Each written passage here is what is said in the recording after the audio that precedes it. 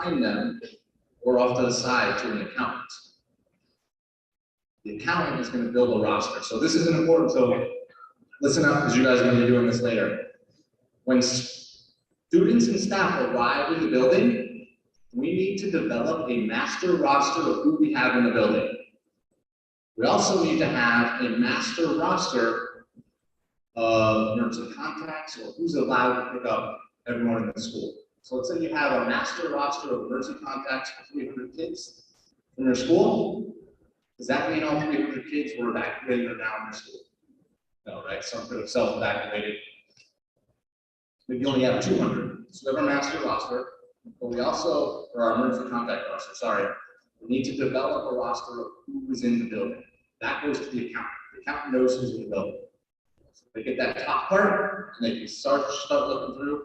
Mr. Rector, all right, he's here for Owen. Owen's in the building, cool, it's good to go, right? If he goes to, he's like, wait a minute, Owen's not here. Hey, someone go grab Mr. Rector, bring him off, you know, this kid's not here. They kind of figure out why. Doesn't mean the worst, just means they're not in the building for some reason. So that's what the accountant does. An accountant, you cannot begin the process till all the kids have arrived, and the accountant has a roster of who's in the building. Does that make sense that that's different than your emergency contact roster? It's that. Flow monitor just keeps it moving. All right, come on this way, people. Our philosophy is we want our parents to walk. We don't want our team to walk, okay? I know that we want to be friendly, but imagine this. Right this way. We're going to walk them way down the line. They just checked in. How you doing today? Yeah, we're going to go see if we can find little Johnny. All right, right here if you want to look at the reunification. Thanks. Have a great day.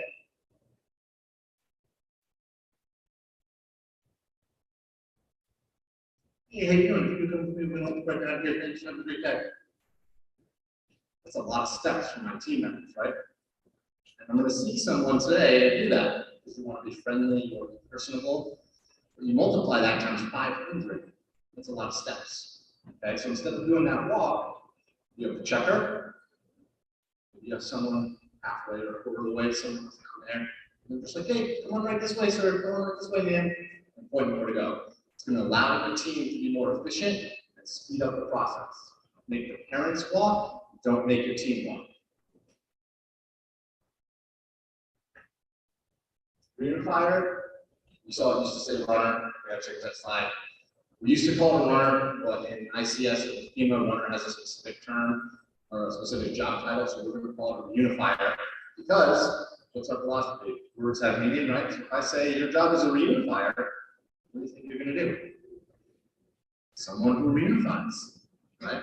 So it's like a greeter, someone who greets. So the reunifier takes that card, the slip, goes, finds the child, brings that child back to the parent. Okay, that's their role.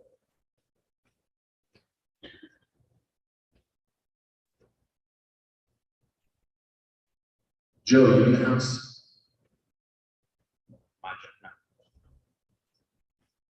Is my van awake here? So with the card, this is how I want it to work. So pay attention. What we don't want to do is have the parent hand that card to someone, you hand it to someone else, and then it gets kind of the game of telephone passed down the chain. Because you'll see that, what does that card represent? What does the bottom slip represent? So you see, it represents your child. And you'll see people get kind of a little bit nervous. They'll get a little bit nervous trying to follow where that thing is going. So what I want to do is, as a reunifier, you have that slip in my name is Stan. You are verify their name. You're looking for Johnny. Okay, I'm going to see if I can find Johnny. I will be ready. I go, we make eye contact. One, because as a reunifier, I need to know who we're back to.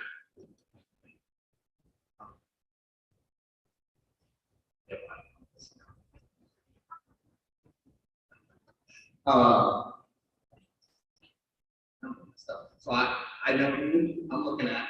I'm going to go find the child. Now I'm going to come back. It's very important for the 132 of you that are going to be parents today that you fill out both sides of this card.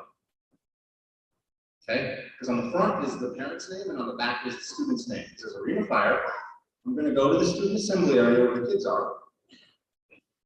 I'm going to find the student. Once I find them, I'm going to ask them an important question. Hey, your mom, Dana, my wife's name, is here to pick you up. Do you feel comfortable going home right now? Because we want to make sure they're okay, and they also feel comfortable going home with that person. I know what's going on. If they're a little riled up or a little stressed out, that's kind of their chance to be like, no, I'm not okay. I mean, they can see like something's going on, so let's pull them off. Maybe they need some to talk to a counselor or whatever, and we'll get mom and pull them off to the side as well. We've heard instances of issues happening at home. That's just the kid's chance to kind of speak out if they don't want to go home right now, so it's their chance to figure that out. If they say they feel comfortable, I like to have me between the parent and the kid, bring them around. Hey, is that your mom? Yeah, that's my mom.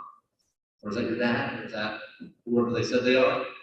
That's your final gut check. If the kid knows who that person is and they feel comfortable going with that person. Does that make sense? So that's the role of the unifier.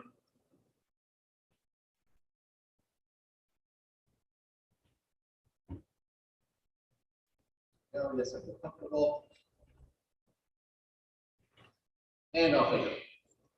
So now the slips. You can throw them in a bucket, you can get rid of them. I recommend that we have a second accountant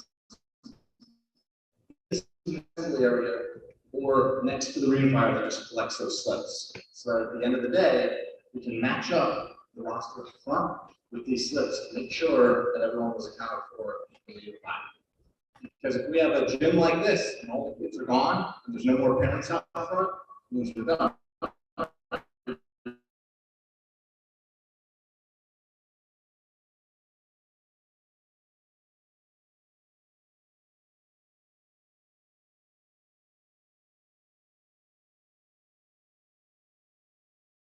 Full accountability, and you know based on roster comparison that everyone has been picked up. That's when they're done, not just because 7 kids ran away. Hiding under the bleachers forever. Victim services, sometimes counseling, mental health, and I'll look into you guys' map. You have a spot laid out for that. We recommend you have multiple rooms set aside for counseling purposes. Because if you have a parent that comes in, or even students, we don't know what just the idea of an evacuation is going to do to like trigger someone's emotional response, even if it's just an evacuation because of a fire. They might need to go somewhere to talk to someone to have some support, and you might need multiple rooms because it's probably not a good idea to keep introducing new people into the same room when you have a single counselor. Worst case scenario, we don't want to keep introducing multiple parents, multiple families into a room with another grieving family. So we might want an area where we have multiple rooms that we can use if we need them. Kid wrangler, we call them class leaders. What's their day job? Teachers. Okay? So teachers are the only people from the impacted site that have a direct role in reunification. All right? If they're not from the district, you can use other staff members, but the teachers get accountability, they take attendance, they stay with their staff through the evacuation process, they come to the student assembly area, they stay with their kids there, and they maintain accountability, and they help maintain order. If you have the resources, we like to have or recommend that you pair a teacher up with someone else who is not at an impacted site. Right? Gives them an adult to talk to, gives them a resource, it might just need a minute, and it gives them support, because what's your average? What's your average? Let's see if you know that. You're John. You have the picture.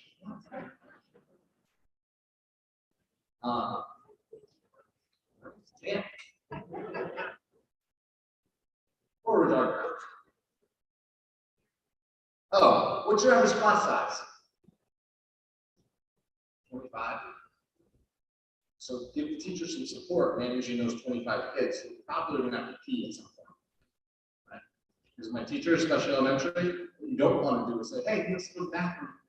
Because then everyone has to go to the bathroom, right? Except my daughter, she's a camel. Girl just doesn't think. She'll tell you, hey, you gotta go to the bathroom? No, camel. Okay.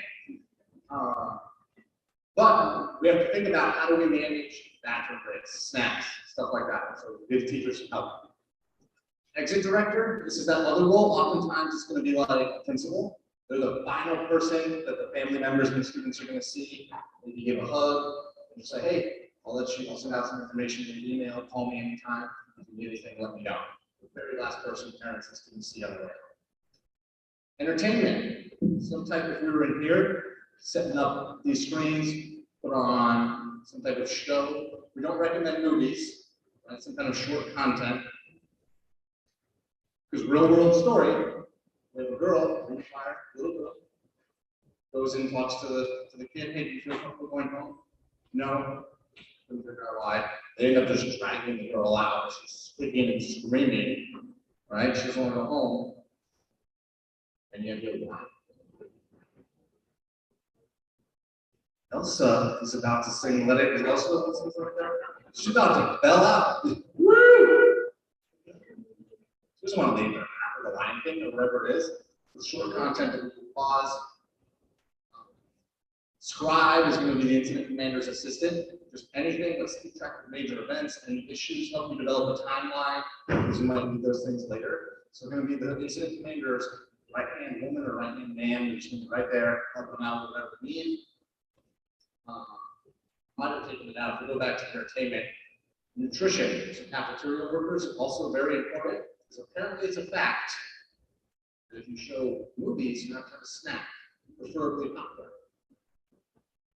I don't know why, but that's what those boys have told us. So some kind of snack to keep them engaged. Plus they could be there for a couple hours, so water, bathrooms, these are all things you have to think about, as well as for your staff. Now, transportation. Why might we still need transportation? What's that?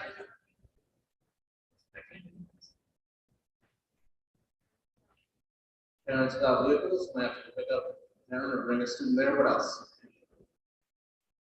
Parents might not be available at all. Staff. So two things. I get to ask this question a lot. What do we do when parents don't show up? I do this. I don't know. What do you do on a random Tuesday where parents don't show up? Let's do the same thing.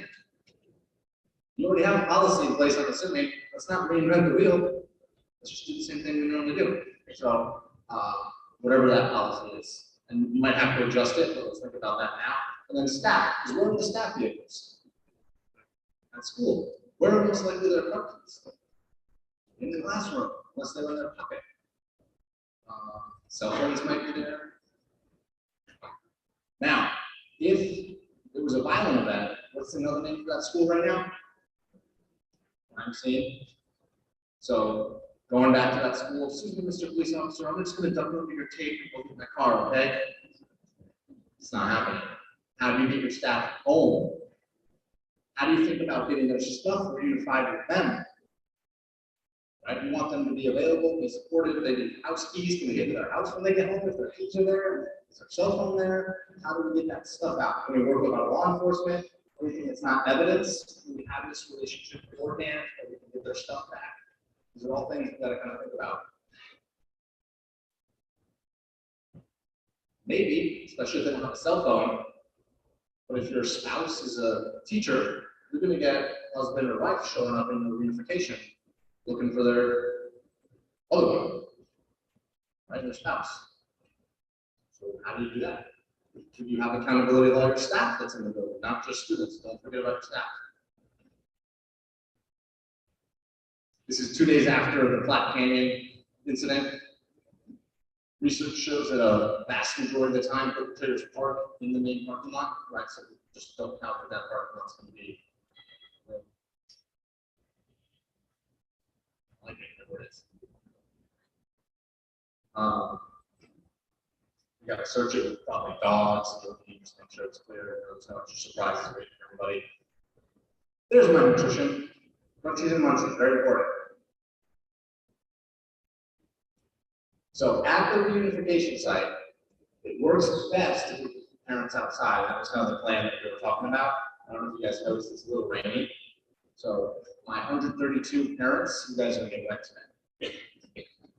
I'm just kidding. We're gonna bring it inside. We're gonna kind of modify our plan. So we do need to be able to modify our plan depending on weather. An ideal scenario, we keep parents outside, helps us manage it a little bit better. We're gonna have tons of law enforcement that show up. They're gonna be out there to help us manage our perimeter, help those parents remain calm, and anyone that needs any extra special attention, we'll be able to get passed off to them. Media, people way out, all right? But you have to give them somewhere to go. So come up with a parking lot business, something that you partner with across the way where media is allowed to park. Where you set up a little podium, you say, hey, we're gonna give you a briefing in an hour. Should get that really good for a seat, whatever it is. Try to pull them away so they're not interviewing parents and students as they leave. You're never going to corral them all, but if you can have these conversations beforehand, get them on our side, let's do a good news story instead of, tearing the school district apart. So how does it look? So let's say we had all our parents outside. This is an example of what it might look like. We have a student entry area. So students are going to arrive. And a parent greeting area, preferably on the other side of the building. We want to use the building to block a line of sight. Because what happens once parents arrive and they see kids? They're gone. Good luck. Whether you're a law enforcement officer or not, stop them. Right? Or they're just yelling. Hey, get over here. And then moms, where's my moms? From like 17 miles away, you get that mom eyes. The kid doesn't care if they're a cop or not. Mom, I gotta go, officer. So let's keep them out of sight. Our recommendation is don't begin the process until all the students have arrived and all the students are accounted for in your assembly area. Okay, all the ones that you have evacuated. Parent check-in area, parent greeting area could potentially be on the same side. The reunification area is somewhere else. We want to have a flow that the parents are going to follow. Line of sight is important, right? We want to block where the reunification is happening and where the students are arriving.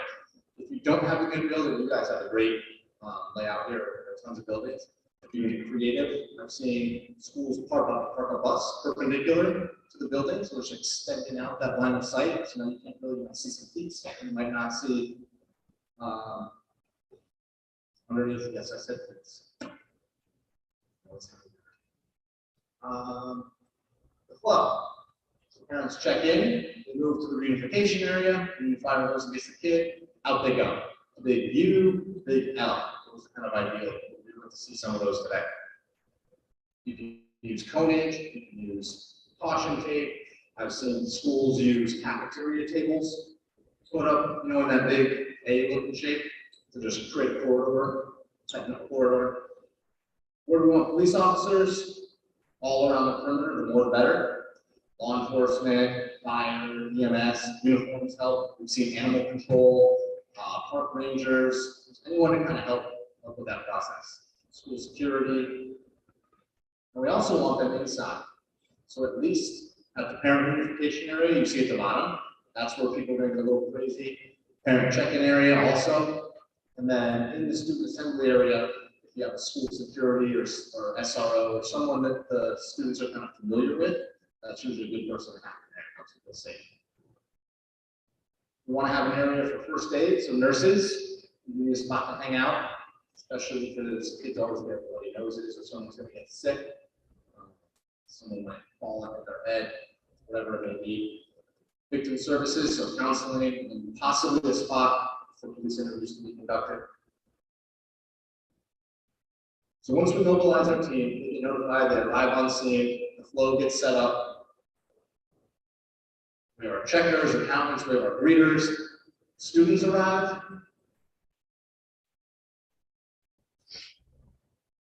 So that white represents a class leader, aka a teacher. Look at all the students. Different ways you can kind of help them with the process. Some schools will use a red card, green card, so that just a quick way to visually triage. Everyone's okay. Oh no, that one needs some help. What's going on? Oh, kids don't bus time to ship. All right, now we're good. We have full accountability of everyone we left the school with. Good to go. Parents have already begun arriving. We do not begin the process until all the students are there. So every principal that we talk to that has started early, that has started when maybe there's only 2 buses still coming, says they will never do it again. Right? Because it's guaranteed that the kids that are on those last couple buses, their parents are the first ones in line. Now what do you do? What do you mean my kid's not here? Where's my kid? I thought you evacuated them, right? You're creating trouble. Right, so wait until the evacuation is complete, wait until all the kids are in the assembly area, and you have your roster of who's in the building. At the second accountant that I recommend stays there, and the main accountant. So they know when Mr. Smith comes through whether or not John Smith is there. And their siblings, that's a good point. So with the card, what do you do if you have multiple kids? So right now, our recommendation is multiple cards. Some schools have pre-printed with multiple little tiny kid receipts on the bottom. But how many is enough? You have that one family that looks like 87, right? Just in Utah, that gets a little crazy. So how many is enough? So we just say for now, hey, 1 card per kid. Now, if you have a parent that has multiple kids, maybe when they get to the reunification area, they get moved to the side and they say, hey, we're going to go find all your kids. It's going to take a little while. So just get over here and I'll be back. You hand it to 1 reunifier. I think that's the best practice. Instead of multiple reunifiers to 1. Because what happens when all of a sudden, you get a couple kids, oh, where's the other one? Where's the other one? Where's the other one? Let the reunifier go figure out if all those kids are there or not. And now they know if they're missing one, okay, let's bring you guys over here. How are we going to handle that? Are you going to bring 4 kids back to mom and then tell mom, hey, let's come into a counseling area because we're missing one? Now you have 4 agitated kids. That gives you some options on how to handle that. Bring them all over one side. It's like a really easy conversation, but it gives you some options. You guys might come up with something different. You usually don't. So parents arrive. How do you organize parents? You just let them show up whenever you want. You have them arranged alphabetically. It's up to you. A lot of schools are like, they're going to get in line alphabetically. Okay, I guarantee that's going to create some angry parents who are there first. And now they have to get from the end of the ABC line versus the parent that just showed up is on the front of the MNO line, whatever it is. That's fine, as long as you know you get into that. Just have 7 lines with 7 master copies of your emergency contact list. Or use a technology system, you use a Google Drive, and it's all on the computer. That's fine too, as long as you know we protected our assets, we have power, and everyone knows how to use that system. Once parents check in, card gets split, top part goes to who? The accountant. Top part goes to the accountant. Bottom part is now the kid receipt. This just got really loud, I like it. Bottom part goes to the parent. They go off to the reunification area.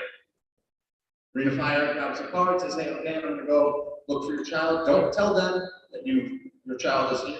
Don't tell them I'm going to get your child. I'm going to find your child. I'm going to go look. I'm going to go see if I can find Johnny. Don't promise something you know you can't deliver. Because what if they're not there? You basically have 3 choices as far as finding the kids. You have an idea of who's not going to be present before the parents arrive, and you start hitting the phones, calling them. That's ideally, and you divert them somewhere else. Second option is the accountant catches it on check-in, because we know who's not here. Third option is the reunifier goes to get the child's not there. Okay? But we do some training on communication, and one of the things we don't ever want to promise is any guarantees. We don't want to say always, we don't want to say safe. Because those are the words that describe a specific point in time. If I call the parents and say, hey, your kid's safe, hung up the phone, as time passes, things happen. Okay. So you could say they're currently safe, but I like to say, hey, I'm going to go look for John. So,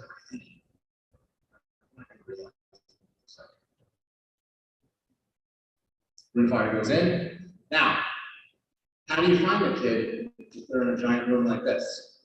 There has to be some type of organizational structure. So let's say reunifier comes in from this door over here. We want that role, student assembly supervisor, probably be here. Maybe they have an assistant who meets the reunifier. What's his name? Who are you looking for? I'm looking for little Johnny. He's in 9th grade. Okay. Okay. All the 9th graders are in that section of there. So the reunifier goes to the 9th grade section. And looking for little Johnny. Oh, little Johnny's in this homeroom, or however you broke them up from there. Okay. Go to the teacher that's in charge of that homeroom. Finds him. Teacher takes accountability. Go to the kid.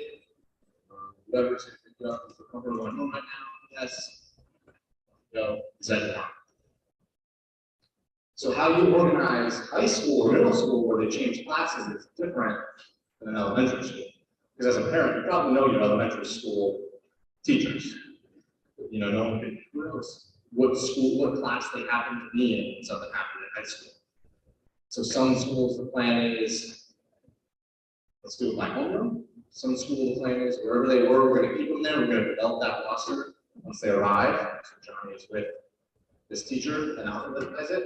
We have to have a plan on where to put them, or it's just, hey, this is all 9th grade. You know, one person right here with a microphone that's calling out. Hey, we're looking for Johnny. Oh, there you are. Okay, you need to check out with your teacher. You got to come up with a way to organize that. Some schools use, if they're in a school or another facility with lots of buildings, they just take over hallways and they put them in each different classroom. So the requirements have to check in a classroom and they come out. There's all sorts of different ways to do it. But we have to find a way to check in. And I don't think the answer is coming in with this giant megaphone and yelling in here and having people come out. But maintain that accountability. I think it's easier with elementary schools because they're going to be with their teachers and leaders. This is pre-K, kindergarten, first, second, third, and fourth, and fifth, or somewhere else. Come in, go to the grade, and the grade break down to teacher. But eventually, the reunifier is going to come out with the kid, and you get reunified. Probably some hugs, off they go. If they go in, the kid's not there, they're going to come back out probably with a counselor, victim services, mental health professional, something like that. Pull the parent in to that room that you guys had set aside. Now, depending on your environment, if you have some type of exterior vestibule, we've seen it before, where the parent gets pulled in, we'll get the student, come back out, and then off you go. The reason that's convenient is now no one sees what's happening. Okay, so no one's getting anxious because they're seeing all the reunification happening, or no one saw that parent just get pulled in because the kid wasn't there, which is another reason we like those line of sights. So as parents check in, we're going to limit how many come down to that reunification. I recommend 4 or 5 at a time. Because now you only have 4 or 5 parents that are seeing reunifications happening. Because every time you see it, you're getting a little anxious, you want your kid. So if you have a line of 2, 3, 4, 5, 600 parents watching reunification happening, one, they know where the kids are coming out of, so they might rush in line. And 2, they're getting anxious because they want their kid to see it happening. So if we can do that reunification out of sight, we're only exposing 4, 5, 6, a handful of parents to that. Now, if all 200 parents in line see another parent get pulled into a line, pulled inside, and if it's a violent event and you just got bad news, maybe it's accompanied by a scream or something else, what did that just do to the whole line of 2, 3, 4, 500 parents? Super elevated. Right? So if we can limit that to just a handful, we're helping everybody remain calm. We're helping with that recovery process for everybody. So out of sight looks good. We have to know this process takes time. And what you guys are going to want to do is speed it up. That's not the answer. Right? So when you try to speed it up, you go too quick. That's when mistakes are made. We want to be efficient, yes, but we don't want to just try to go quicker. We need to articulate to our parents, hey, this is going to take time. But we want to make sure that your student goes home with you. And if you get that out, you can, okay, are you okay? Let's just send in your child home if whoever says they're allowed to pick them up. What's the answer like? No. Your neighbor said they're allowed to pick them up. So whatever that policy is, and that's where maybe a letter goes home, or you're at an assembly, and you say, hey, we have to do an evacuation. School policy is that only primary guardians are going to be allowed to pick up the children. see this packet for more information. Let them know you have a plan. Whether they read it or not, at least one or two. No, we're not doing that. Just took a break. We don't need that, right? You guys need a break already? Do you?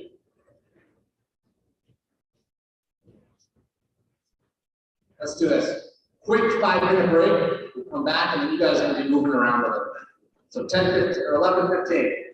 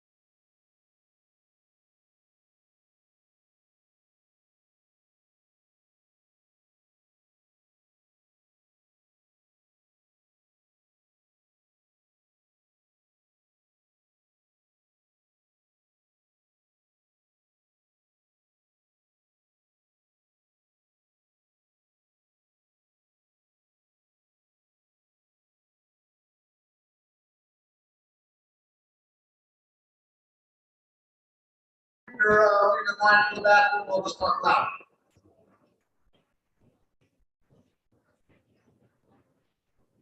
So for this process,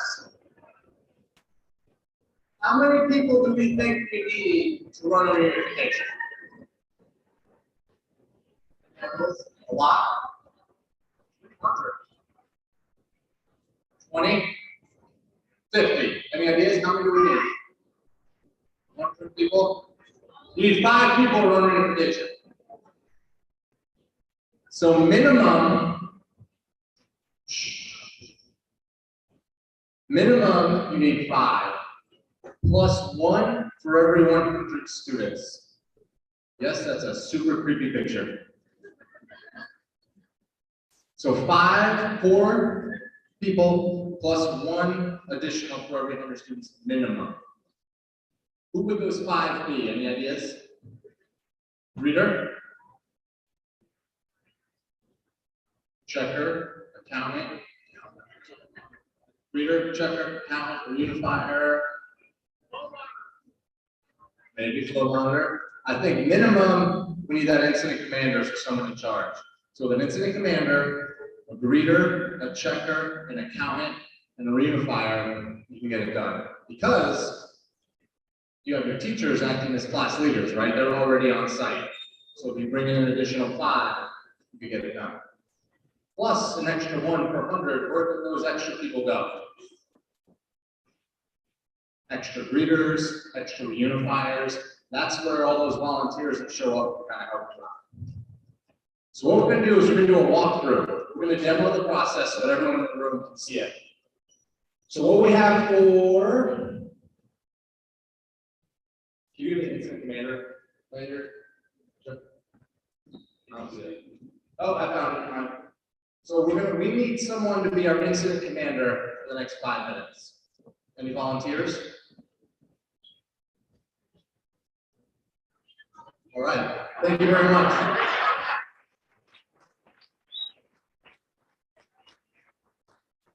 We have to let her play now because during the incident, she's going to want to be in charge, but she's not going to be in charge. All right, so incident commander for today gets the red vest. And I need you to come up here, front and center. And with these lanyards, these are what we recommend you use for reunification. They have the name on the front, and we're going to use these today of your role. And then a checklist on the back of what your responsibilities are. Okay, so it's super easy on the job training. So incident commander, now you get to assign some people. So we didn't talk about this before. We need a greeter. What do you guys think? Well, volunteer. So 1 second before you volunteer. What do you think some personality traits and qualities we might want in a greeter? Smiling,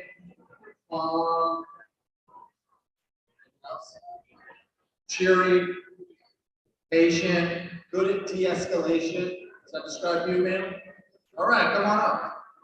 I usually say secretaries. Those are probably good people for those roles. Counselors, teacher. All right, so she's going to be our greeter. I'm going to do those other guys. Yep. So what's next? After the greeter, what do we need? Checker for that check-in area. Who wants to be a checker? Anybody? Who's going to be your checker? There we go. An accountant. Any math teachers in the house? There you go. Accountant.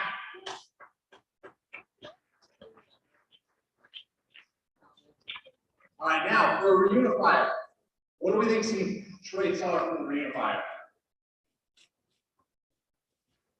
Yeah. Endurance. There we go. They have their running shoes on. Gym teachers, marathon runners, crazy CrossFit athletes, those type of people. Who's going to be our? Oh yeah, I like it, sir. Our athletic director, the reunifier. Come on up.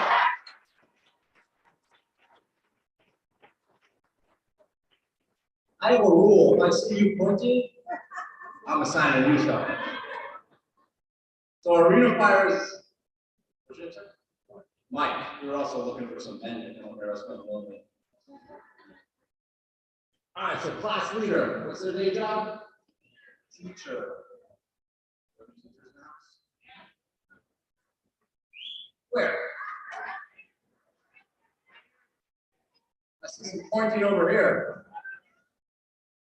Oh, you ma'am, I was in the what is that, peach colored shirt? Come on. I don't know if you're actually teaching, but you are pointing right after I told people not to point. And then exit directors. Where's the principal? Where? What did I say about pointing?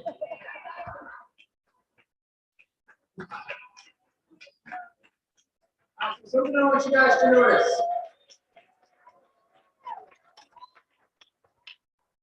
What's the difference between these lanyards and these lanyards? Green versus red. So what we like to do is, as a way of visual triage, we want to mark the individuals that come from the impacted site. So if you're at the impacted site, you're marked in green. So for purposes of the exercise, it's green. Some schools give their teachers a different color vest than the other staff members. We're also, maybe, I don't know if we have enough wristbands because there's 17,000 of you, but we like to mark our students with green wristbands. That way, if a parent shows up with 2 other kids and they have a kid that's being reunified, it's just a good way to recognize, okay, they were at the site, they might have seen something or experienced something. Do we need to pay some special attention to them? But it lets us know who was at the site. Okay, so green means you're at the impacted site principal. I've come from there. Now, you can switch these roles out. So if it was a traumatic event or they're stressed, or maybe they're parents themselves, and they need to go pick up their kids, you can assign someone from the district or someone who is not at the impacted site those roles. But the exercise today, that's what we're going to assume. Okay. Do we have any security? Can I get 2 security folks? Here we go.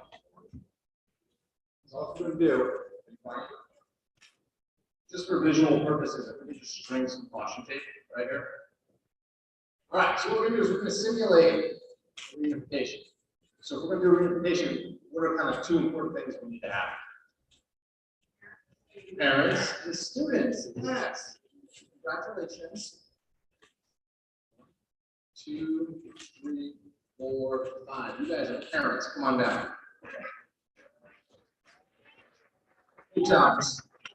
You grab a chair. All right, so my parents can hang out over here. Do you want to play? I really want to play. All right, now we what? You want me to do? All right, 1. I guess all of these are here as well. All right. 1, 2, 3, 4, 16, 5. All right, you guys are students.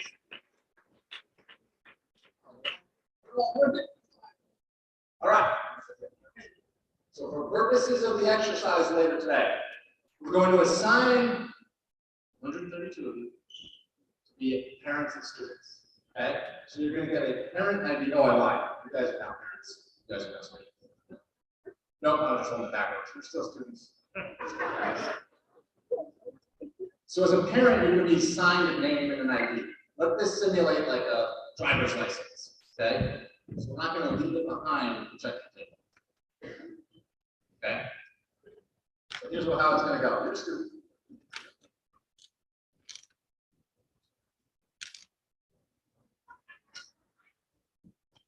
Your name is now Bliss Jackson. Your parents' name is now Mr. Lark Jackson. So on these cards, student's birthday, student's name, parents' name, student's name. Look into each other's eyes. Make sure you remember each other. Figure out what the allowance is. How much is allowance? We'll figure that out.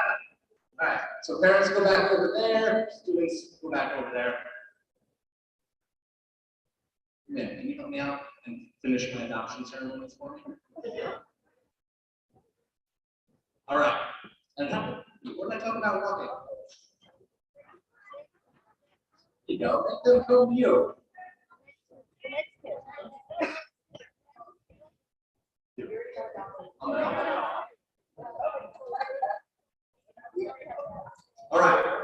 to my incident commander. So we're going to simulate for today. Who's laughing at me? I didn't mean to say that. Parents are going to arrive from this side of the building. All right, this is a tiny building, tiny house. Parents are going to arrive over here. So incident commander, who's the first person that parents should interact with? Greeter. Thank you, incident commander. Great job. So who's your greeter? Greeter. So come on down, greeter. Incident commander, where would you like your greeter to greet parents? That's a great idea. I think right here is a great way for the greeters. The greeters going to be here. Parents are work. Go to work. So they're not here yet. Next in line is what? Checker. Where's your checker? Right here. Would you like a table to sit at? Yes, you would love a table. Grab a table. Let's use this. In real life, we want to check our staff table. So you can sit there. Because they need to have that master roster. They can check in. Who's going to be near the checker? The accountant. So let's have the accountant sit. Does the accountant ever really interact with our parents? No. Just double check. No. So accountant would get you a chair too. That would be nice. What's next? So parents are going to come. They're going to be greeted. They're going to come to the checker. Checker's going to send them down to the reunifier. Reunifier. Where's your name? What? Where's his name? How is this supposed to work? So he's going to take a slip. Hey, my name is Mike. I'm going to your name is whoever. You're here for whatever. I'm going to go look at them. I'll be right back. We're going to go to the student assembly area where our class leader is. Joe, do we have a roster? Yep.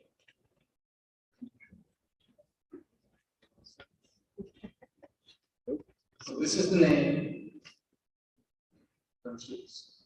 So what should she have already done? Checked it twice. Took an attendance. So make sure you know people. Just because, yeah, just because you have five doesn't mean you're five. I got 5 kids, good.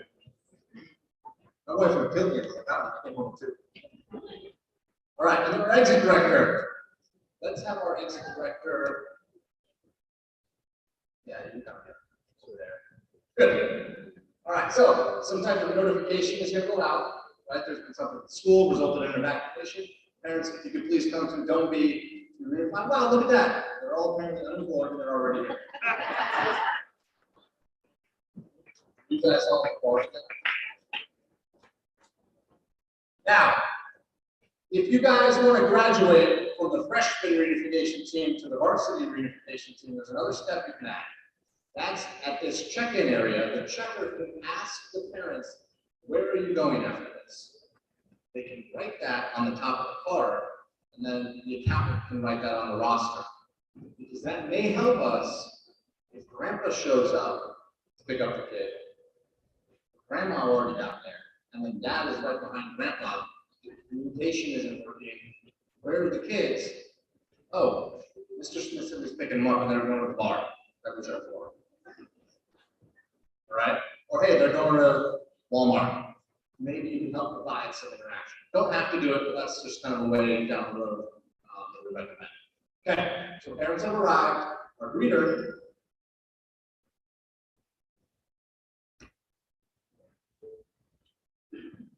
Start greeting. So this is our friendly person. She's going to greet, tell them the process.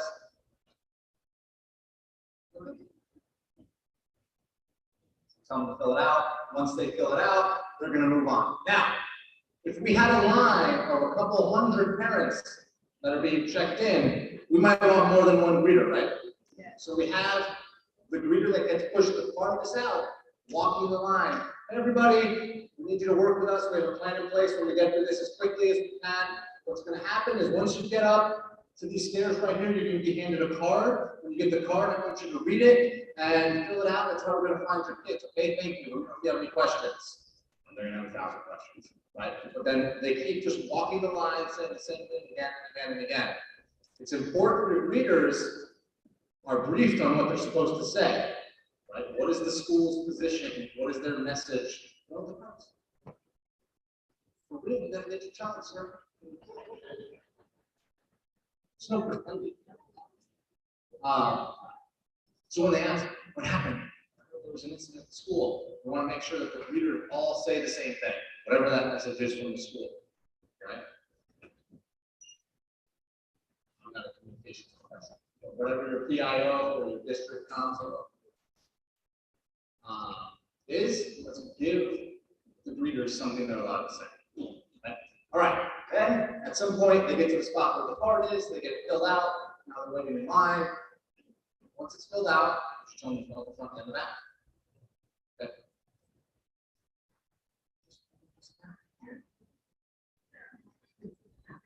Yes, ma'am.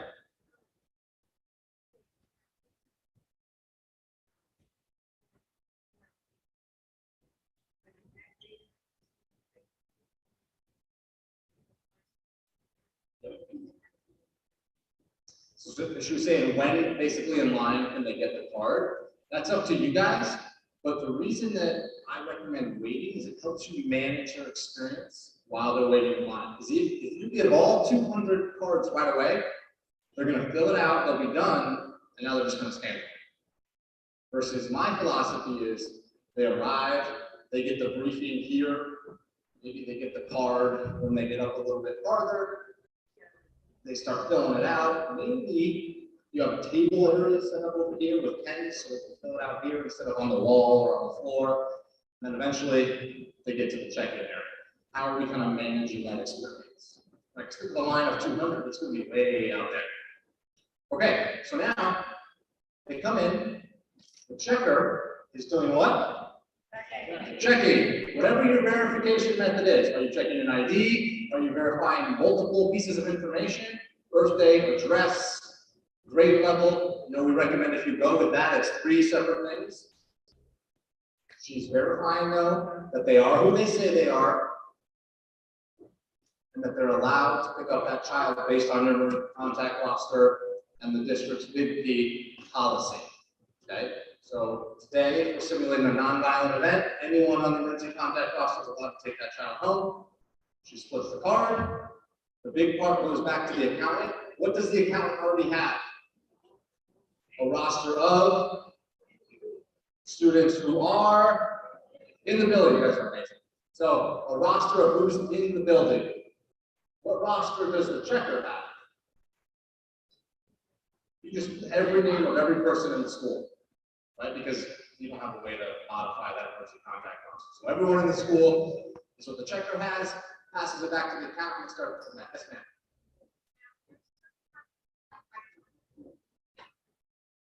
They're supposed to have a list of everybody in the emergency contact. Say there was a power outage citywide and we don't have access to it. So that's the question. How do you get that roster to them? Do you have a pre-printed version that's updated? So it might be slightly out of date, because I guarantee you every day there's probably changes to it. But if you have one that's printed out at the beginning of the year, monthly, do you have a generator? Is it someone from the central office that's responsibilities to print 700 pages and bring it? That's a big P district policy question. Who's writing that down?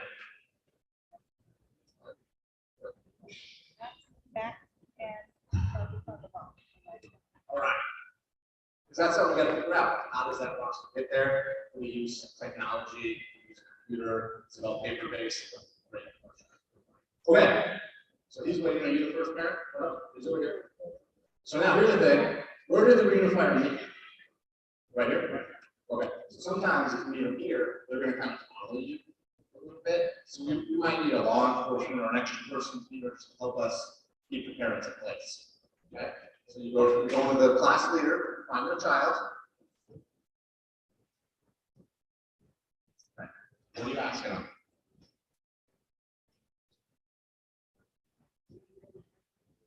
Do you feel comfortable going home right now? Dad's here.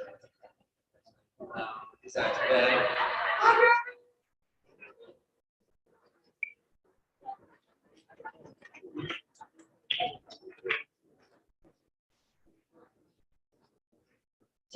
So the reunifier doesn't want to ask where they're going. That might be that person up there.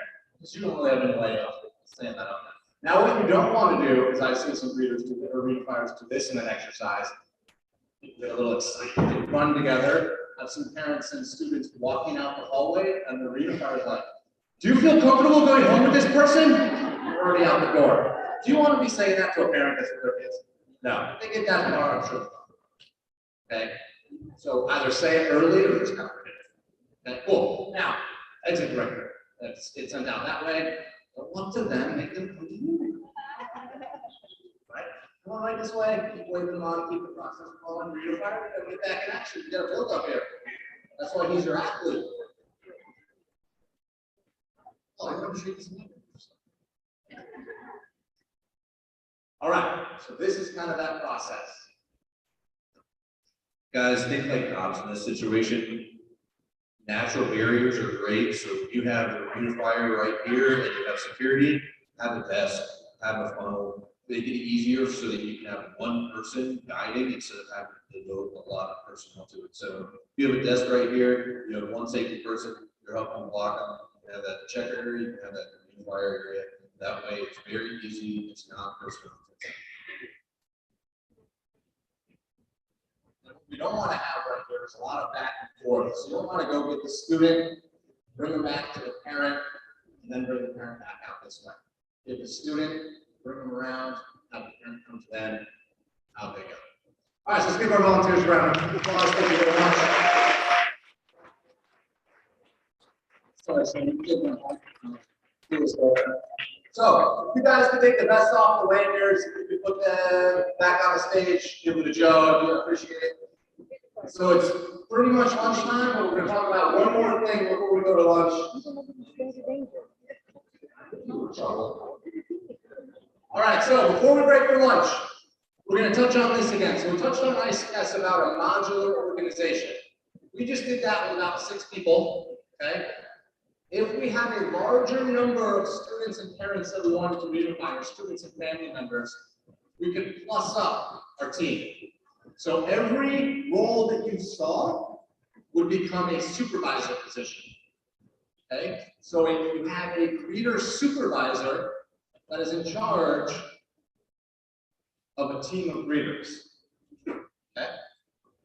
The greeter supervisor is in charge of that whole greeting area. Should the incident commander come down and take over the greeting supervisor area? No. If there's an issue, they can go to the greeter supervisor and be like, "Hey, you guys need to take care of that. You see that over there?" And then they'll step back. Same thing with the supervisor. They shouldn't be going and taking care of issues themselves. They should be directing their team to go do it. Or say, "Hey, there's a little problem here, go to their comp friend, you go take care of that." Because as a supervisor, if I'm down taking care of all this, I can't see the big picture of what's going on. So the role of the leader, the role of the supervisor, take a step back and kind of survey their responsibility, what's going on, so they can help kind of direct and get work done, and then they can assign. So that's where it's important, where if you're used to being in charge, when you're assigned to be a leader, you have to just do what's needed of you at that moment. And that might be to just go do work instead of supervising and trying to fall into that supervision leadership role. The parent check-in area, parent check-in supervisor, they oversee a team of checkers and accountants. You can have multiple checkers, multiple accountants, depending on how big it goes. Reunification area supervisor oversees a team of reunifiers. Student assembly area oversees a heck of a lot of people, a lot of class leaders, maybe some more assistants, depending on how we're going to break up, that structure. The principle is unity of command, meaning information needs to flow from the top down to the people that are getting the work done through their supervisors. What we don't want to do is this. We don't want to go around the supervisors. So as an incident commander, I don't want to go tell the greeter what to do without telling the greeter supervisor, because now we just lost accountability and I lost that big picture awareness of what's going on. So we need to use our supervisors. It's a lot easier to manage a group of 4 than a group of 40. Right? So don't do that. Use that chain. And we want to utilize what's called span of control. So span of control is essentially this.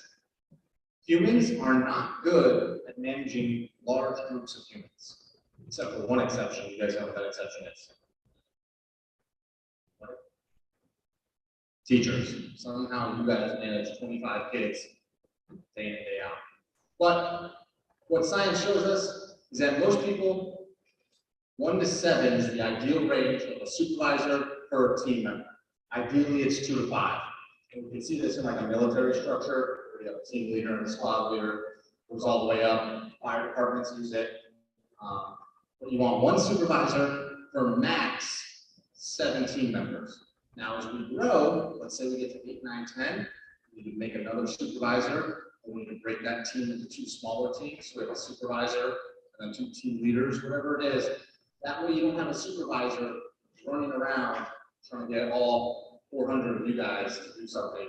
If I was trying to organize you, I might set you up. I would go to, hey, you're in charge of elementary, you're in charge of middle, you're in charge of high school, and then it gets broken down from there. Now, if I need a briefing or I need to get some information out, I just pass it to my leaders and let them pass it out. It's also important that information flows back up. So if supervisors take action, something happens, there's an issue, use that chain of command to go back up and let the incident commander know what's going on. If we made a change in the layout, hey, our parking lot flooded, so law enforcement's directing parents over here, pass that information back up. Hey, we had a rowdy parent, they're over here. We got to get that information up. It has to flow both ways. Okay? So that's span of control. So any questions, comments, concern, heartburn? Not from lunch, because we didn't eat lunch yet. All right, so still 45 minutes. So we're gonna take 45-minute break for lunch.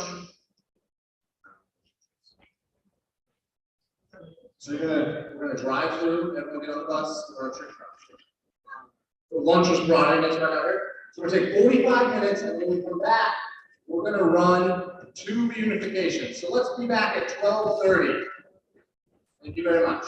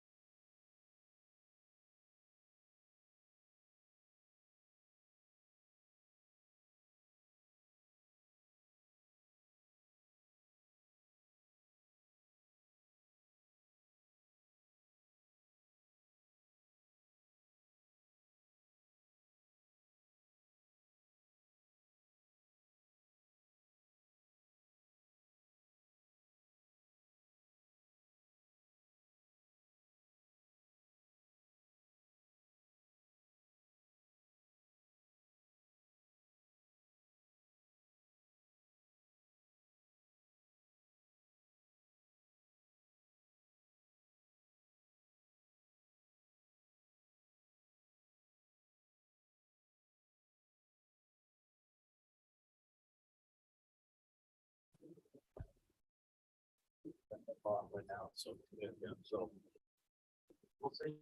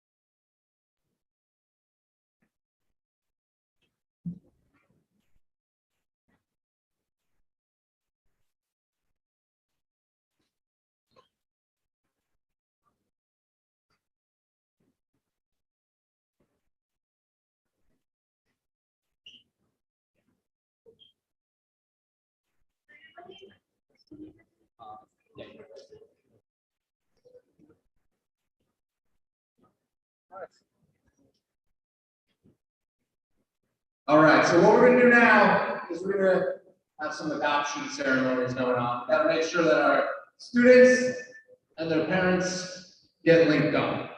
So, if I can get all my students to stand up and line up from here, just kind of snake it around.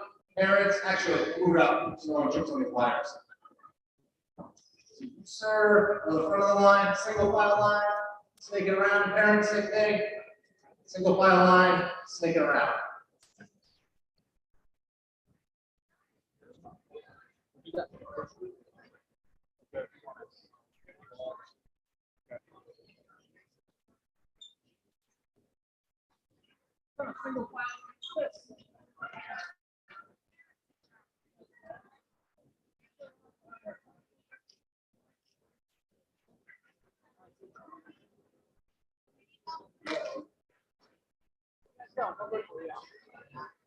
Hey, hold on. Focus. You guys still on student comparison?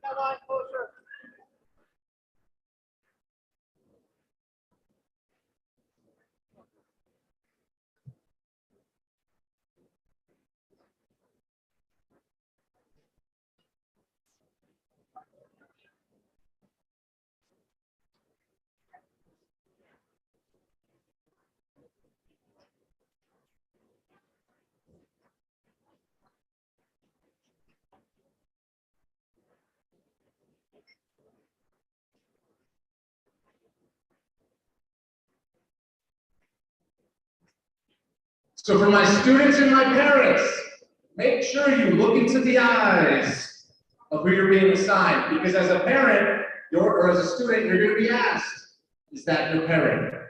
And if you say, I don't know, the reunification team is going to have a whole other issue on their hands, okay? So parents, go back to your bleachers once you guys get your assignments. The students over here, parents over here.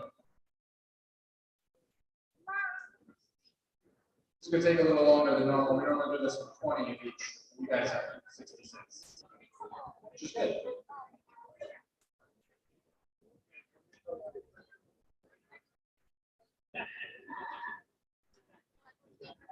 Let's go.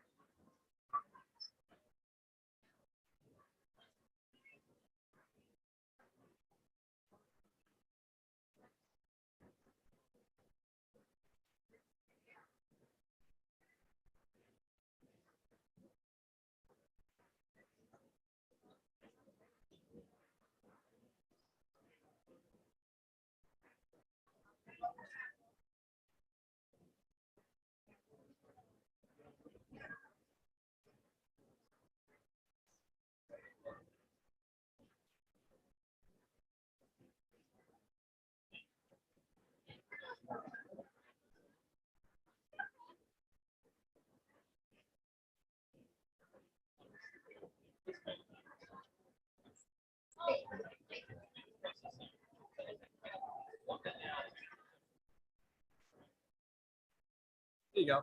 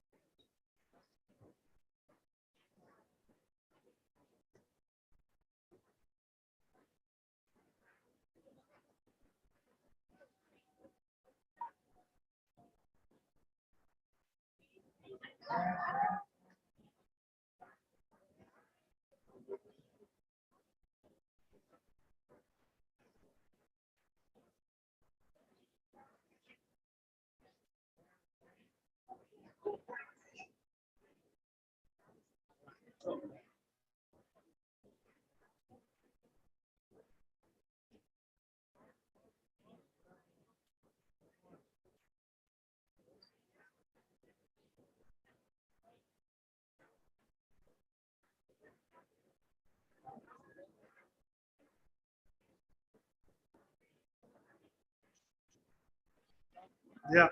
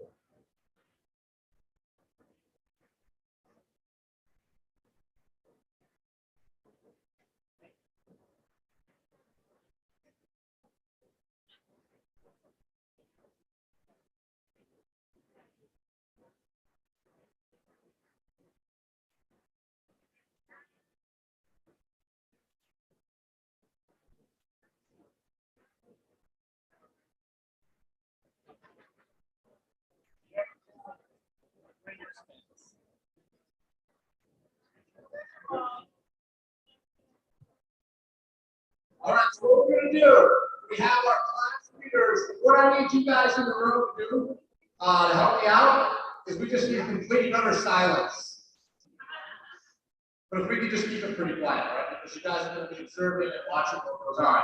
So we have our class leaders right here. What are their day jobs? Teachers. So they have come from the impacted site. Our students have come from the impacted site. They've been evacuated for some reason, and now they are here.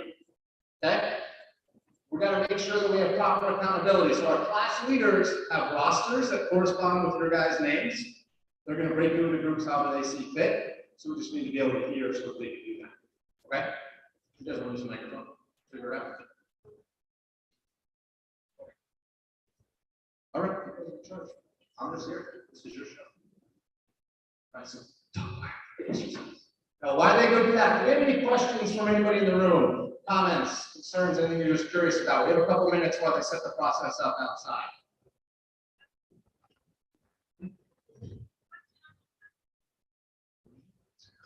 So what's going on outside is we have the reunification team. So let's think through an event. We had some type of incident at a school, resulted in the need to evacuate. We had to activate our reunification team. So let's just say it was a district team. District team gets activated, they came to the school, they're starting to set up the process. They're setting up signs, tables, phones, chairs, whatever it may be, to get ready for parents to arrive. Students arrive via bus. We're going to get them organized in the student assembly area, which we're going to simulate as this area right now. Once the team is ready, parents arrive, and we kind of walk through the process. So that's what they're doing right now, is they're broken into their teams. They have the greeters, the checkers and the accountants, the reunifiers, and we have our student assembly folks right here. So that's kind of what's going on out there. Yes, ma'am. Great question. So this, the cards, the ID, that's just for right now. So we don't, not all schools have student IDs. We don't want you to use an actual student ID for any purpose. This is to just give you a new identity for right now so that we can have you pretend to be a child. So during a real reunification, these cards don't exist. Okay? It may simulate an ID or a driver's license or whatever you utilize for parents, but as far as kids, they know their name. Okay? But now we needed a way to make you know your name. So parents, when you fill out the reunification card, what name are you going to write on? And when I ask you to do a signature, that would be that signature. scribble. Any other questions you guys are curious about? Yes, ma'am.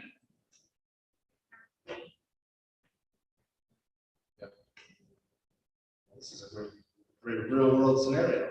So thinking about mobility requirements, ADA requirements, our concept is your greeters are also kind of like the recon. They're out there scoping the line, and if they see someone that maybe has a mobility issue, they're on crutches, maybe they're elderly, they might need to kind of jump the line. We recommend that you have an alternate entry that those people can kind of be brought to, maybe it's a wheelchair friendly entry, and kind of push them to the front of the line, or at least maybe give them a waiting area where they can take breaks. It's a good comment, question. Thank you. Also, the greeters are going to be potentially looking for any multilingual or language barriers that may exist. So your greeter might be someone that speaks multiple languages. Identifying which languages are spoken in your school and having those capabilities for the reunification team or bringing in an interpreter. We have on our website, everything's available in English and Spanish. We can send you 17 other languages. If you have a specific language that you need. If one of those 19 languages isn't ones that you have an extra one, just let us know. We will get you, we'll translate it for you. We use an ISO certified translation service, and we can send that to you. Okay, so whether it's some kind of language we can't come across yet. Again, our goal is we're here for you. We're going to help you, no cost. Just let us know, and we'll get you those materials in that language. Okay. Great question. What else? Any other questions? Comments?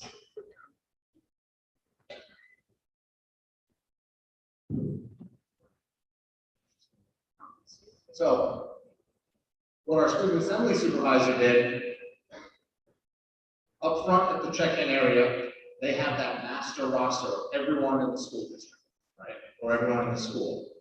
That doesn't mean that that is everyone that's here, correct? So we have rosters that the class leaders have, because they develop those rosters at the school. We need to make sure that the student assembly supervisor has a copy of that. So she's going to find a copy of somewhere. Or, intuitive, taking the initiative. If you don't have a copier, you might just be writing. Maybe you just open up a computer and you develop one on an Excel sheet, right? Because you don't need internet for that. You just have to sit there with your one computer. Different ways to do it. But we want to know who is in this building, have a roster, and then share that with the front. So we need 2 copies of that roster. Also, she needs to be able to know if a reunifier comes in and says, hey, I'm looking for Garland Cook. Where's Garland? I don't know, she's somewhere in the first 2 rows. You can be able to kind of narrow that down and tell them where to go. Hey, she's back. Look at Joe.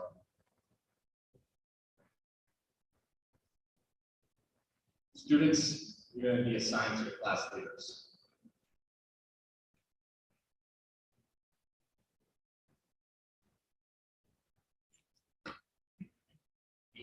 Hey, can I get 8 volunteers that want to play? Top road, 8. Don't everybody go at once, I promise. Nice. Come on, yeah, volunteers as well. 8 volunteers that want to play. Okay. Oh, I'm sorry. Students, this is what I need. I need Tracy Richardson, Hayden Rivera, Dallas Roberts, Brooke Robinson, Cameron Rodriguez, Frankie Rogers, Farley Sanchez, Cheyenne Scott, Avi Smith, Elsie Stewart,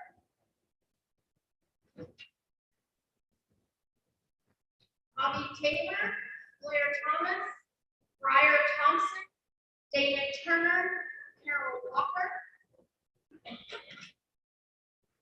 Whitney Ford, Bo White, Alex Williams, Autumn Wilson, Charlie Right. Come with me, please.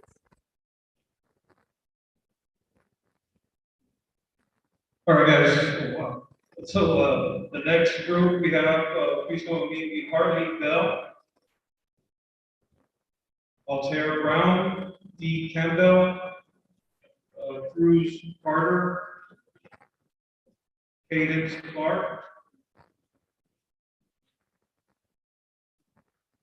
Liz Jackson, Edison Johnson, Alpha Jones, Charlie King, Carlin Lee,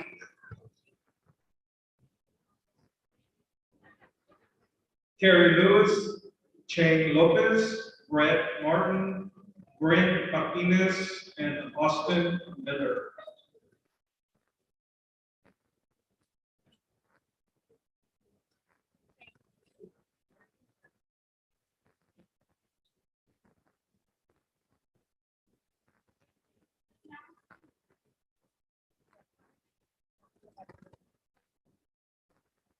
Any Claire Adams, Alan Bailey, Anderson, Ethan Bailey, Cody Baker, Colin Garland, Cody Cooper, Angel Davis, Dominique Edwards, Evan Blair,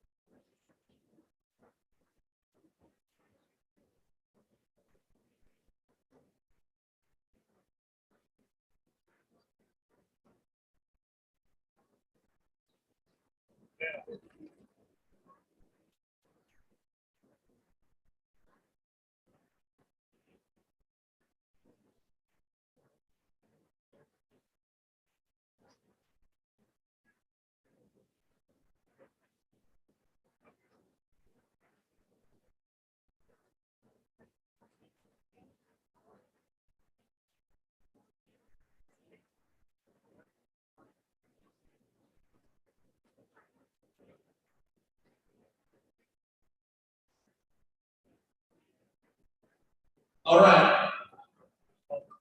So I'm going to brief you guys on the plan that this district has for this school, so we're all aware of kind of what the idea is. Parents are going to arrive. Their plan is to park in that parking lot back over there. They would walk up and come through this kind of entrance back over here. They would be greeted, checked in outside the entire time. They would not come in. They go through the girls' locker room. The reunifiers take the card, run in here, take the kid, go back out. Parents exit back out to the parking lot. Okay, so that's the plan that we're going to practice. Now, I don't know if you guys noticed, but it was just pouring rain outside, real bad. So we're going to bring you inside. We're going to flip it around. We're just going to have parents magically appear in this foyer area over here. But that's not your guys' necessary plan. Iteration 2, we're going to do another plan that Joe came up with. We parents inside it had to do it that way. Okay, but that's what we're going to simulate right now. So what I need is my parents, who apparently all are unemployed and not at work, to stand up and come with me, because apparently you heard that there was an evacuation at the school, there's a fire, the whole school is gone, and we had to reunify the kids. All right, so follow me.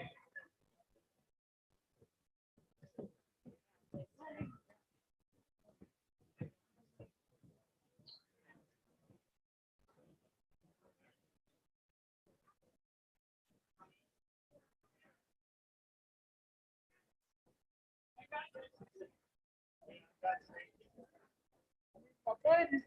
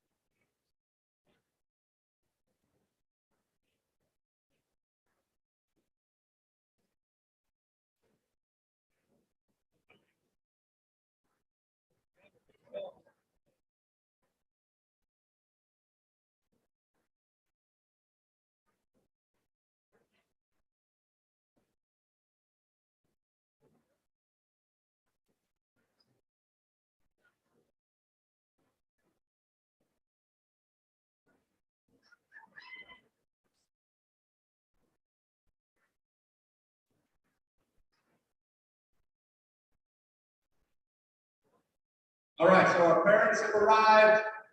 Team's not done setting up yet, so the parents are just kind of hanging out very nicely, right? This is the point where you might want to send someone over and kind of brief them. This is the situation, this is what's going on. Our number one priority right now is accountability. We don't want to just release your student to someone in the community that we don't know who they are, so we want to make sure you are authorized to take that person home. Please bear with us. Whatever your spiel is that's approved by the school district, let's have that spiel. And you're just going to say it 1,000 times. You're going to get a lot of questions you can't answer. So we need those people that are good at de-escalating out there in those roles. Whenever the commander is ready, we're going to roll. Okay. Cool, we got cameras.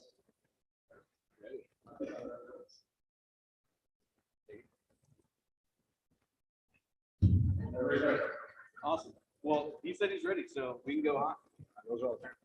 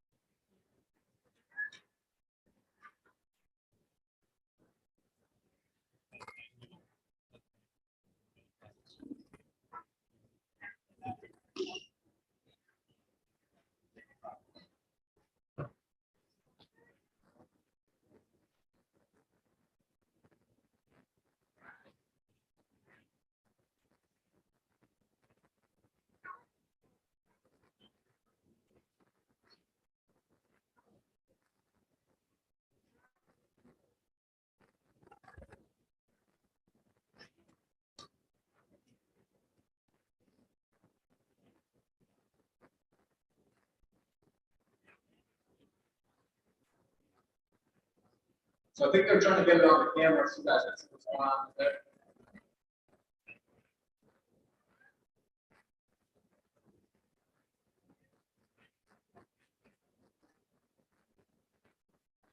Oh, yeah.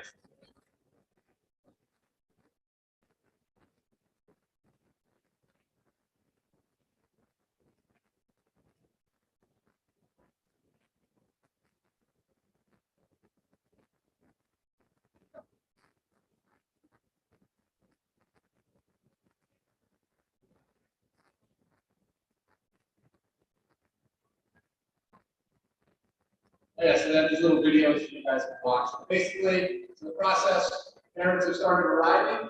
We have the greeters who are greeting them and handing out cards. We have one of the greeters got pushed out to the front. We just kind of brief that whole line of parents. They don't get a card. Just point the line.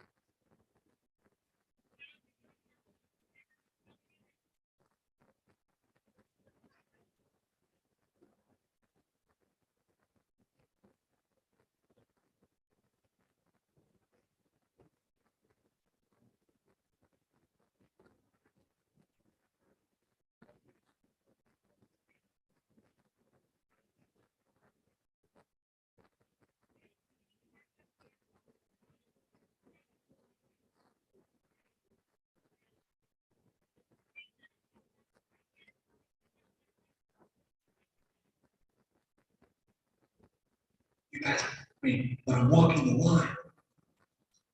Unification is happening.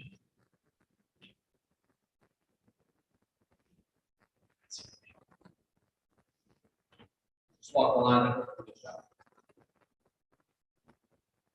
So first parent arrived, reunifier comes to the student assembly supervisor. Now in a larger group, we only have more assistant, this is ninth grade, maybe whatever it is.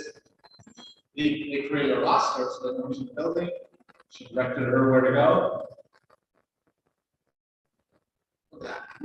You got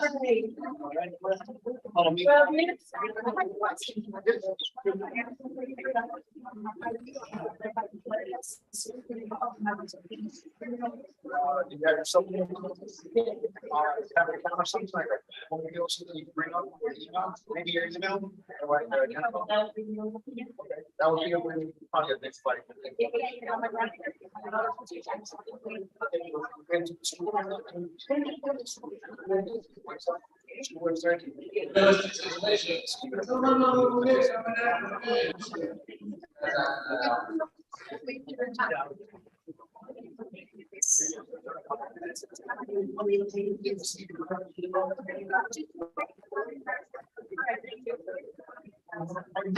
Sorry about that. Thank you for your verification. On this way, this video right here, with sister. Can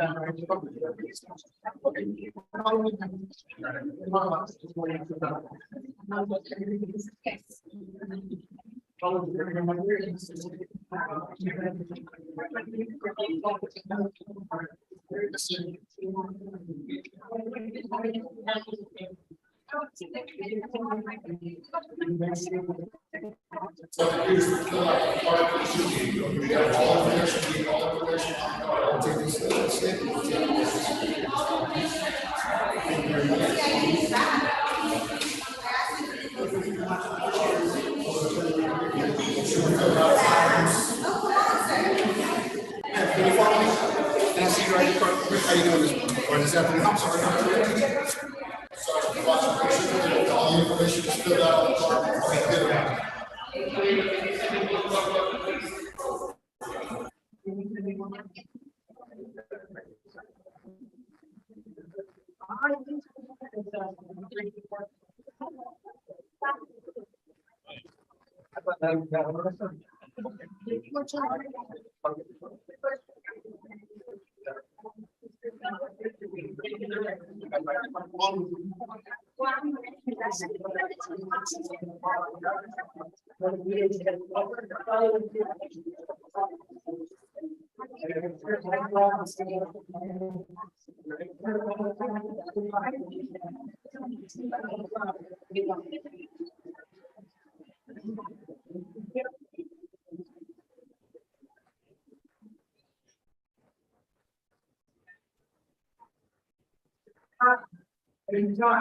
Okay, good.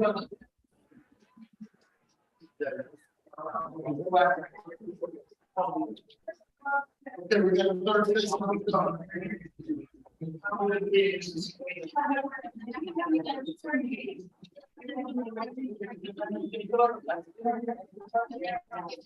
I'm sorry, man. Yes, I'm sorry.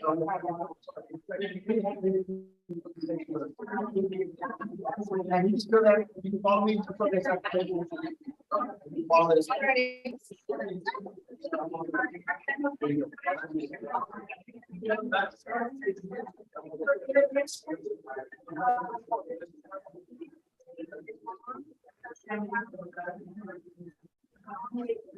So this is where that accountability is important. I want to make sure that they're checking out with teachers, the class leaders, checking out with student assembly supervisor. So we know who we still have left.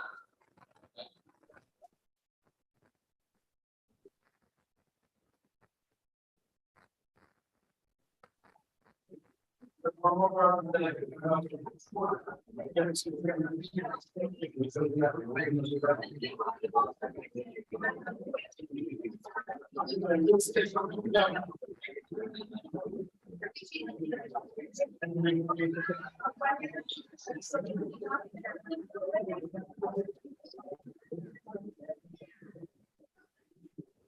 my observers, my group in the center, anything's popping up? Yeah? No, so your hands back. So they do actually have 6 reunifiers.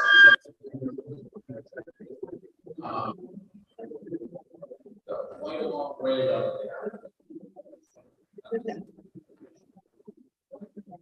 Now what's gonna happen, yeah, 6 or 7 meters, 6 or 7 meters, 5 meters.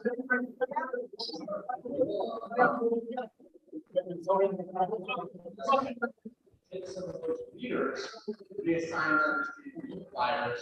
So now we have more than one. Yeah. What did I say? It's gonna go fast. We heard first communication, let's plan on 5-6 hours. Plan on.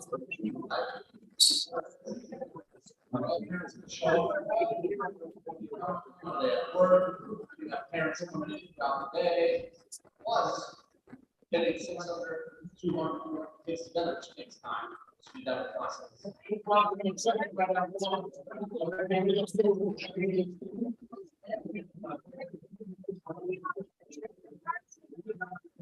It's a great question. What's your guys' policy if we come in here and we can't find a child? So we should know whether they were in the building or not, right? So we should have taken attendance and have that roster developed. They were here, now we know who they are, or they were never here.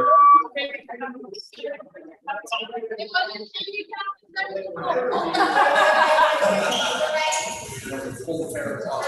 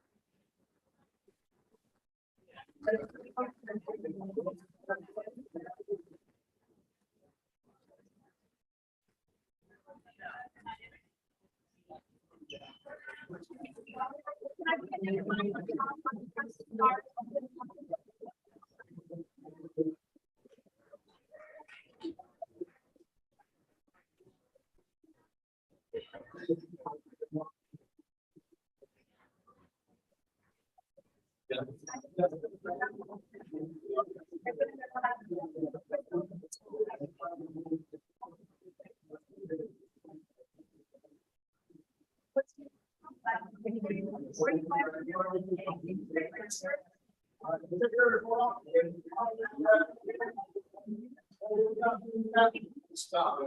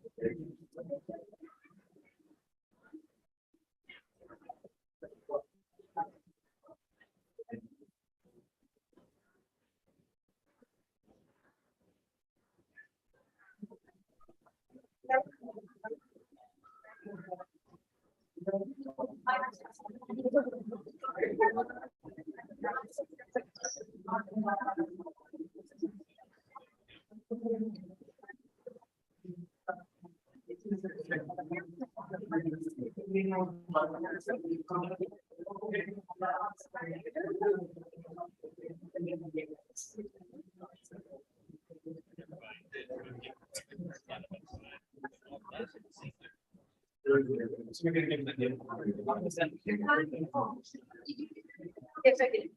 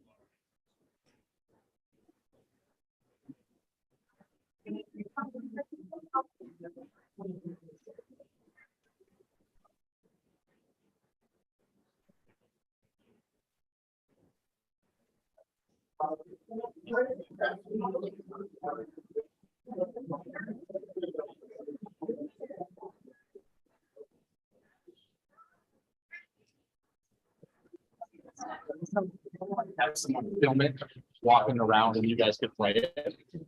Like, Probably not. I was just asking. It's the first time we've ever done it with this many people. I'm just curious. like, we have a camera, we just like walk around, Like from the beginning all the way through. that would be a good idea. I just don't know. So would someone have to be behind you? Yeah. We can try it. Maybe I'll find that out. Was that okay?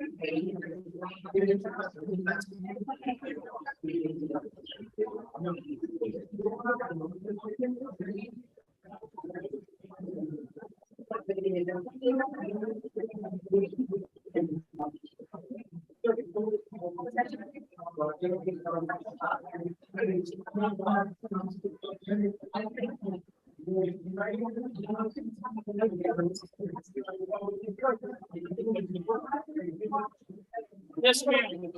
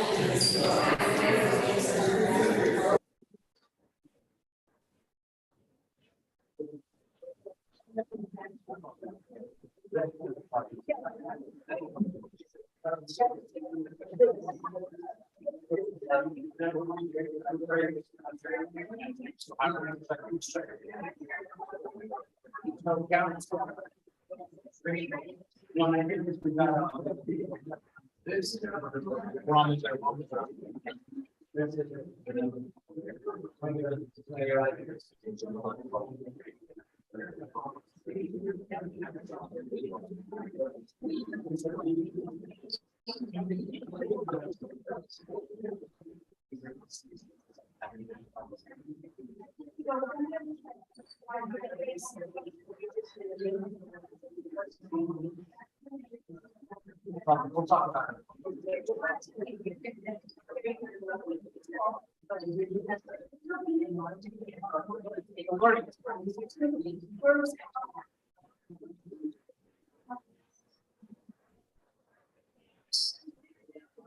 She actually thought of things.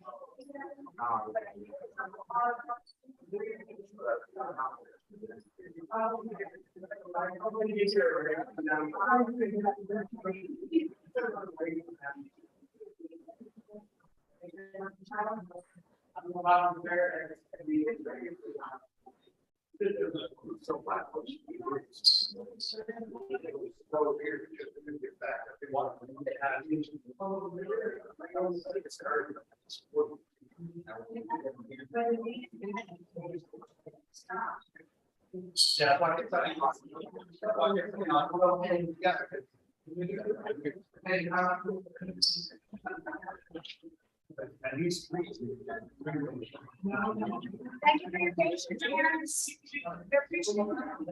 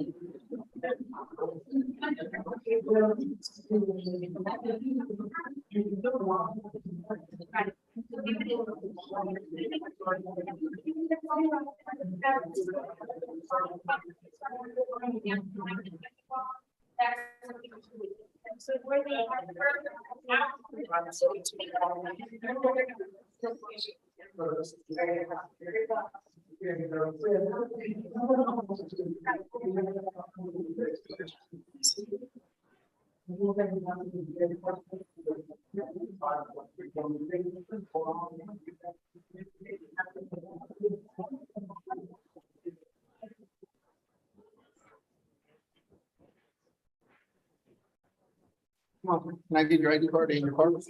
Thank you very much. Mr. Green? How you doing, Mr. Green? Oh, speak it up. Forever. Next line, 3 hours. Sorry about that, sir. How you doing, sir? Can I get your ID? No. Man, you're hungry. That's hungry.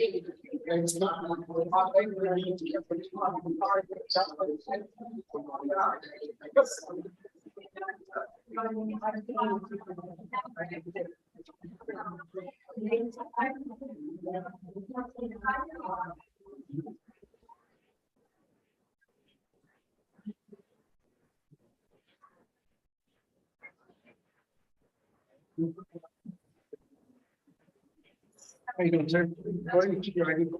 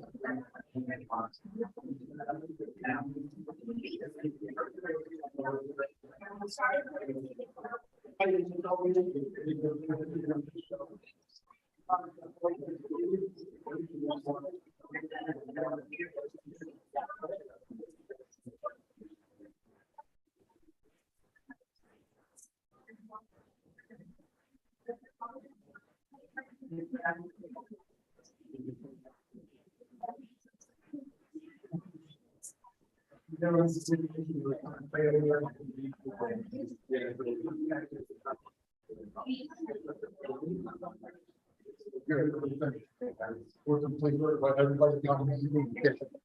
Oh.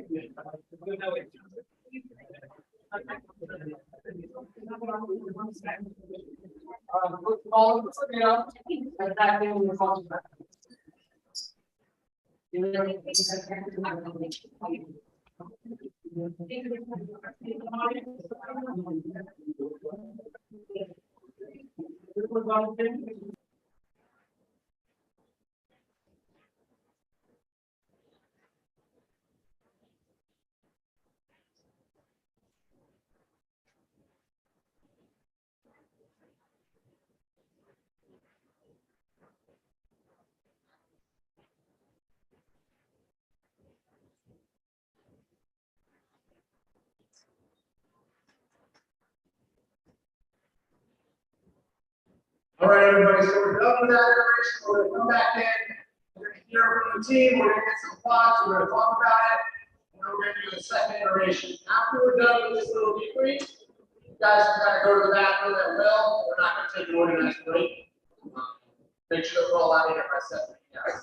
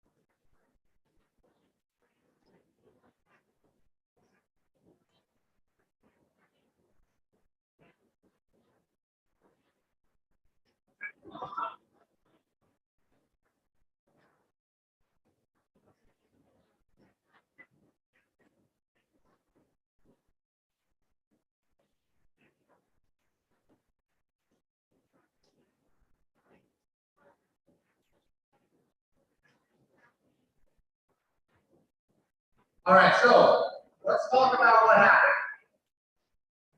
Bring it down. All right, now we can use the 659. I like it. So, again, parents arrived, they were greeted, they got checked in, they went to the girls' locker room where they were met with unifiers walked 17 miles. They found the kid, they walked 17 miles back. That was definitely the bottleneck, which we realized. And then the parents went out this way. Real quick off of that, just from my observations, one thing we need to fix is we had parents that are arriving in the parking lot are going to be walking into exiting parents. Okay, so they're exiting with their kids. That's going to create a bottleneck. That's going to create an actual drama. Hey, did you see my kid over there? Right? Kind of instead of that kid being able to go home with their family, they're probably going to be bombarded with other parents. Was John in there? Did you see John? Or they're going to try to go to the out. There's going to be lots of law enforcement out there to help with that. Where's my greeter supervisor? My greeter supervisor here? Yell at me. So I want you to give me a quick 2 minutes or less thoughts on what you like, what you saw as an improvement in your 20 minutes. I think one of the main focuses is to keep our parents calm because they become very anxious and want to expedite everything very quickly. So just reassuring them we're doing the best that we can for their patients and we're going to get through the process as quickly as possible.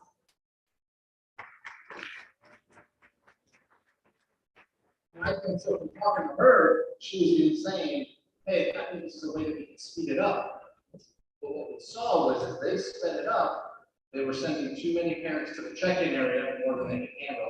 Check-in area was trying to speed it up. They ended up sending too many parents to the reunification area more than they could handle. We kind of ended up with way too many back there. So it's key, it's critical that all those roles are communicating and that they can hear each other, because I noticed it's hard to hear on radios, right? So we use earpieces, we use radios, we use a runner, right? That's a nice, that's what we call reunifiers runners. Runners are going to go get something, help send communication.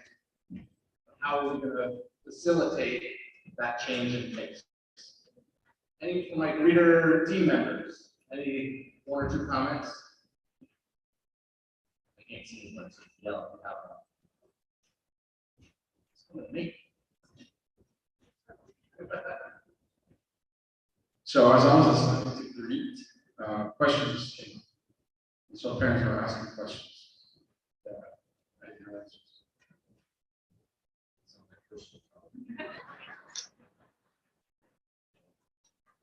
No, so that's a good point though. Did the supervisor brief the greeters on, hey, this is what we're going to set? Generic one, probably not, because we didn't give you a scenario, right? But what's coming from the district, this is what we're going to tell parents. Some of our other trainings, we do training on communication, we call it a SOCO, a single overriding communication objective. That's the same thing you're going to say again and again. So that's the thing that if you get interviewed by the media, 20 seconds, you just say. So they ask you about, what are your feelings on gun control? Well, what's important here is that we have a process, and we want to make sure that everyone gets reunified correctly. It's only about gun control. So we really want to focus on all the parents getting reunified with their students. You say what you want to say. That's what we recommend that you use with each of your team members. So what are they allowed to say? Because the last thing we want is them to make it up. Like, hey, I don't know, but I heard there was a bomb, and then a grizzly bear came in, and for some reason the space shuttle landed here. That's what I heard at my Twitter, TikTok, going out. No, what are we gonna say? Yes, there was a fire at the school, everything's been evacuated here, we're gonna try to work this process as quickly as we can, thank you for your patience. I need to say that, and I understand that there was a fire at the school, and everything evacuated here, we're gonna try to verify as quickly as we can, thank you. And then we need some law enforcement friends, maybe for our special parents to be more. And multiple languages. I did get asked that question. I did let our parents, as I was asked, as soon as the superintendent assessed the situation, a robocall would be sent out. So that would at least give them some type of assurance that communication was coming. She just made that up. Wait a second. Sure. Did everyone clap for you? I didn't think so. There. All right, so next up, what's the next stage in the process after reading area? Parent check-in supervisor. Is that you? Question.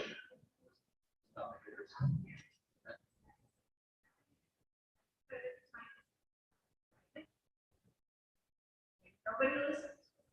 What do we do next? But I know. Your parent comes in and says, my child needs to. My child needs their partner. I'm the parent. Why? These people are good enough. So that's the what if thing. So two things. One,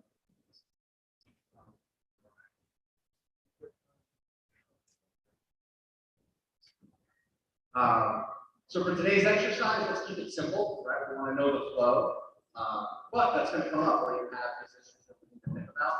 And our recommendation is let's do some table talking down the road after we learn the basic ideas and come up with these scenarios. So if you do the nurses have go bags that they bring with them for specific medications? Do the teachers have go bags for the specific children?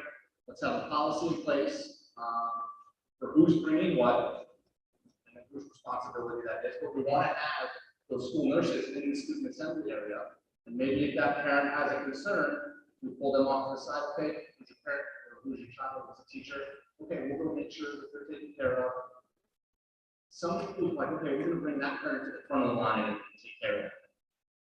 But now you're setting the precedent that if someone complains about something, they get brought to the front of the line. So that's something that you have to consider. Same thing with a rowdy parent. Does the rowdy parent get pulled out and go to the front because you want to get them out of there quickly? Well, my recommendation is let's pull the rowdy parent out and make them walk all the way to the back and then take them to the front where no one else can see just to get them out of there. Right? You don't want everyone to see that they got that special treatment. Now also but how do you deal with that? Law enforcement do it all the time. Use them, use your security, use your secretaries. They're very good at dealing with angry parents. Great question. Don't just ignore the parents, right? You have to acknowledge that and kind of see if we can help. And as a leader team member, if you don't know, right, your supervisor can escalate. So parent check-in supervisor, where were you?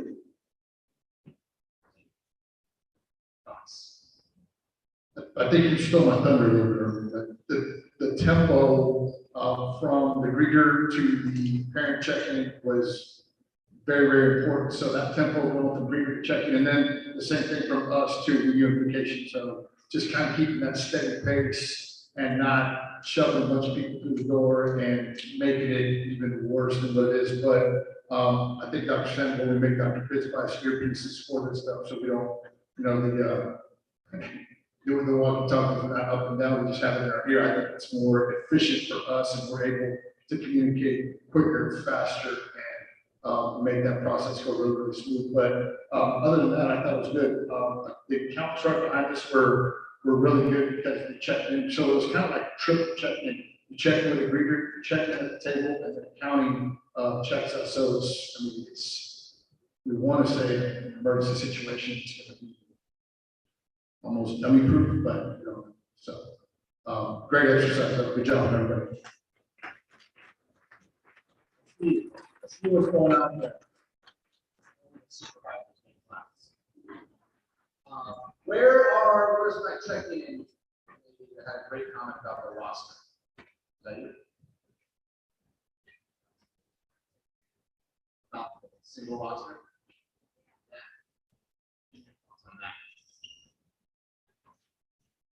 I know that we only had one roster for four checkers, and that was something that we didn't know what we were doing, so this exercise is good, because sometimes you need one, two, and then all of a sudden you need more, because if the flow was going in a lot smoother.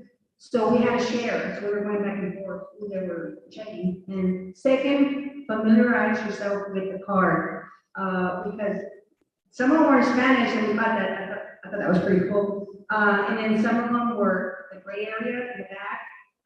It had the parent signature and printing, but I myself, I was one to fill out the time, and date, and everything, and that was for the checkout.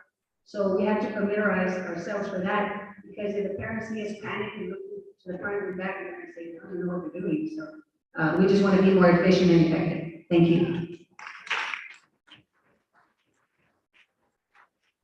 But yeah, last comment was key. If the parents see that you don't have a process, they're gonna get more riled up. So if they show up and it's very organized, and they understand what's going on just by seeing a process, that's gonna be more likely to bring them down. So that roster at the check-in, what does that simulate? The check-in, the checkers, what are they verifying? Yet that child is allowed to go with that parent. So whatever your system is, if you use an emergency contact roster, or it's on a computer, so you're going to verify that John Smith is allowed to pick up little Johnny Smith. And if you're printing it, are you printing 12 copies? If you're using a computer-based system, is there a laptop in front of every checker? You have extra laptops, IT folks to get all that set up. That's what they need. What is the list that the accountants have? That's who's in the building. So you have a master roster, could be district-wide, could be school-wide, of your emergency contacts, of who's allowed to pick up the kid. That's what happens at the checkers. The accountants are going through who is actually on site. Because that emergency contact roster could be 500 people, but we don't know if all 500 made it here. Okay? That's what those two kind of checks are. Another reason for that is just to speed it up, so you don't have the checker doing too much to validate that process. Who's next? Reunification supervisor, reunification area. All right, for us, there was a couple of things that we saw, of course, backing up after a while, we were sending too much people in. That was, that backed us up at the beginning, it was going really well. One of the things that we had to make sure and do was once we pick up that slip from the parent or who was there, was that the reunification person to make that eye contact with the parent, make sure, okay, and go get the student, bring them back. Because after a while, when we had like 2 or 3 students there with the person, it was hard to which parent. And it was hard to say, which kid are you? It's just a kid. And you something like that. We didn't want to go backwards. The other thing was the slip itself. The reunification person was supposed to fill out the time and the initials were unified and that kind of thing. And we were getting something pre-filled, most of that like getting on the radio and making sure that they understood that was our job on our end. Fix that one. Let's see what else. Our reunification members were asking the students, are you ready to go with your parents? Are you ready to go? Are you ready to go? Okay, go home. Some of them said no, but for the sake of this particular round, we said, sorry, you gotta go home. We don't have any place for you. But I know that for the future, we said we would find a place for counseling services, and we needed to take a student. The student said no, I'm not ready. I need to talk to somebody. We would have the room for them. The other question was, how do we then communicate to the parent for that person? Oh, your student is over there because they're not ready to go home. That was a little gray, not really clear. But for the sake of this particular program, we said you got it.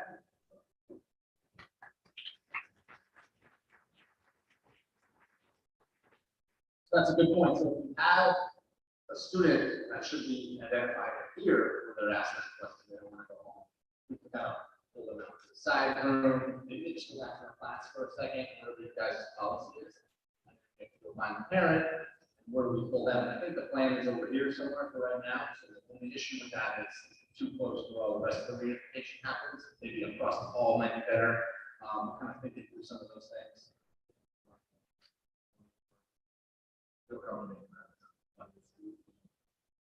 Yeah. Thank you, good job. So student assembly supervisor, or actually, before we get to you, any other from the actual unified, any comments?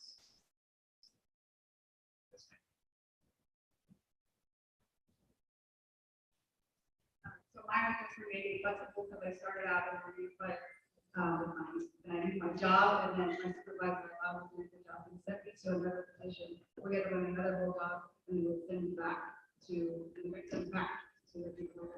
So just being flexible and just going to be supervisor, but then send you somewhere else to go and talk about supervisor for new section. Yeah, you gotta be a little flexible. Okay, staging area, so if we get set somewhere, send the team to the staging area, where they hang out, maybe get some water, and then the supervisor from another area needs someone, they can call. Any other unifier comments real quick? Student assembly supervisor. How did it go for you? You can meet them. Oh yeah, she's making me walk, I got it. One of the things that I learned is that you have to be, thinking quick on your feet because I had one master list. So I had to quickly go make copies to make sure that everybody had a copy of the set. Then I quickly look at the list and organize them so that way it could be quickly so I could glance through them. So let's say my first set had from A to H. I went ahead at the top, I put from Adams to Howard. And then the next one I put from Jackson to Martinez. So that way when they're coming in and asking for the name, I don't have to be looking for the whole list. I go, okay, I think that's going to be in this section. You kind of have to think quickly and organize yourself so it can be, you can expedite the process.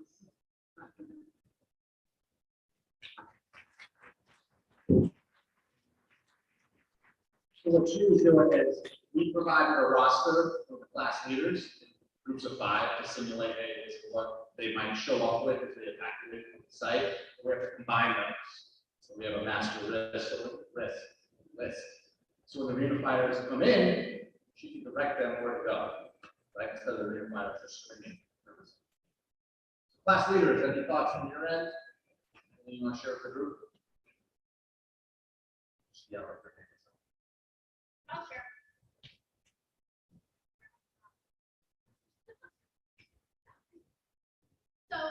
So we were finding that as the kids were, the kids played restless, and the only thing that we thought of was like they asked to go to the restroom, and if they asked to go to the restroom, we were saying that maybe we should have one teacher take a couple of kids to the restroom, and then the other teacher hand them the roster, and then that other teacher is there with the kids and asks, I mean, they had their roster while we were running to the restroom, we say, hey, I have Joe Jones and Audie Smith, I'm going to the restroom, I'll be right back. So then that way, because I don't think it's a good idea to let them go, because the kids were being funny about the fact that somebody went to the restroom without supervision and not come back. So it's that kind of thing. So we don't want the kids just like escaping. So that was something that we, and then once our classes started, always kind of combine the classes together so that we could go help out somewhere.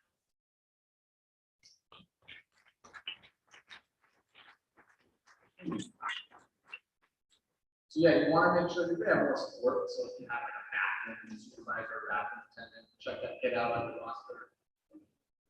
That would kind of be an extra person that you can have, because you're gonna have more people who can show up, volunteer, maybe reassign issues. We recommend that you have the availability, right? Pair the teachers up with someone that wasn't at the impacted site. I wouldn't take our teachers and reassign them outside of the assembly area, just leave them in here to kind of help, because there's someone that the kids know. Let's keep that friendly face with the kids. Anyway, you just have a bunch of extra teachers. that's fine. So yes, definitely after attendance of the grad, you're gonna monitor that, and then. What's your last?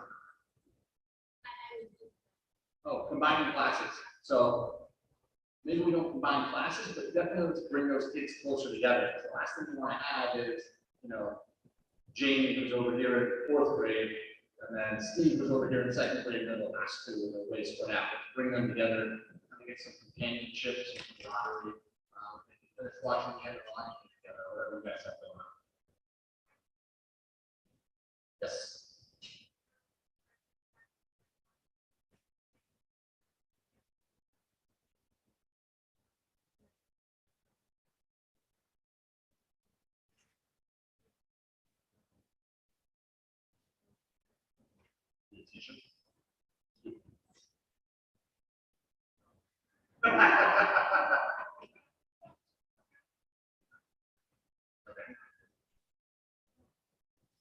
Yes, that's a good point. If this is our reunification plan, if someone's knocking on the door, make sure your staff knows, hey, we're out there. Right? Kid, now you're just going to pay us. I will be some dad comes running in. Everyone was great. For students, what was it like to be a student? Any thoughts, comments besides your alternative state writer? Couple comments. Okay. Well, it's not.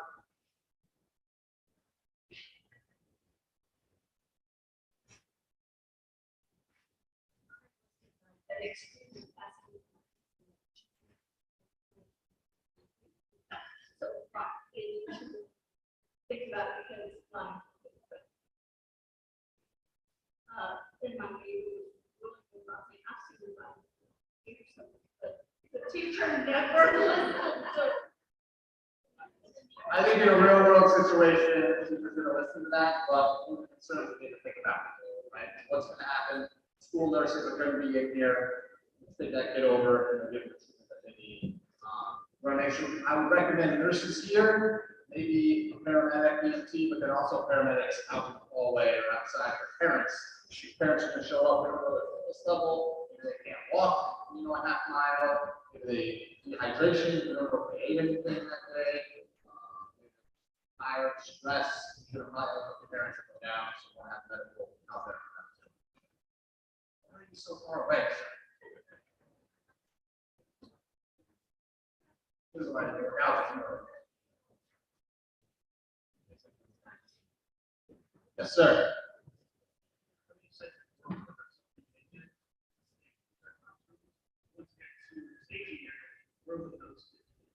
So if they were at the impacted site, so at some point they're gonna have to be evacuated. That may be to the same location as everyone else, or it might be to an alternate location, depending on mobility needs. If you do have an alternate location, a different transport plan, which the parents are well aware of that, because they're gonna have to go somewhere else. Yeah. Yep. Now, maybe maybe the best place for them is not in a giant room like this. So is there another special needs room off to the side that we can put them in, and then the parents might need to identify that, or if the unifier comes in here, oh, they're somewhere else, you know where they are. Yeah, maybe you. Yep.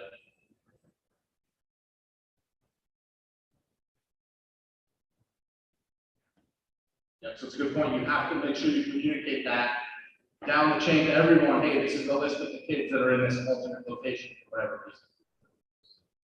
Anyone over here have a question? I'm up here. Anybody have a Slurpee? It's all right. Good. All right. One more student. Any student comments, questions before we move on? Parents, any parent comments, questions?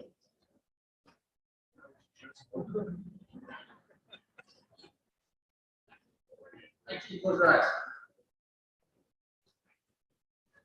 As a parent, coming to the school, how are we going to be routed, the reception, staging, and then on the integration of the I don't know. Good question.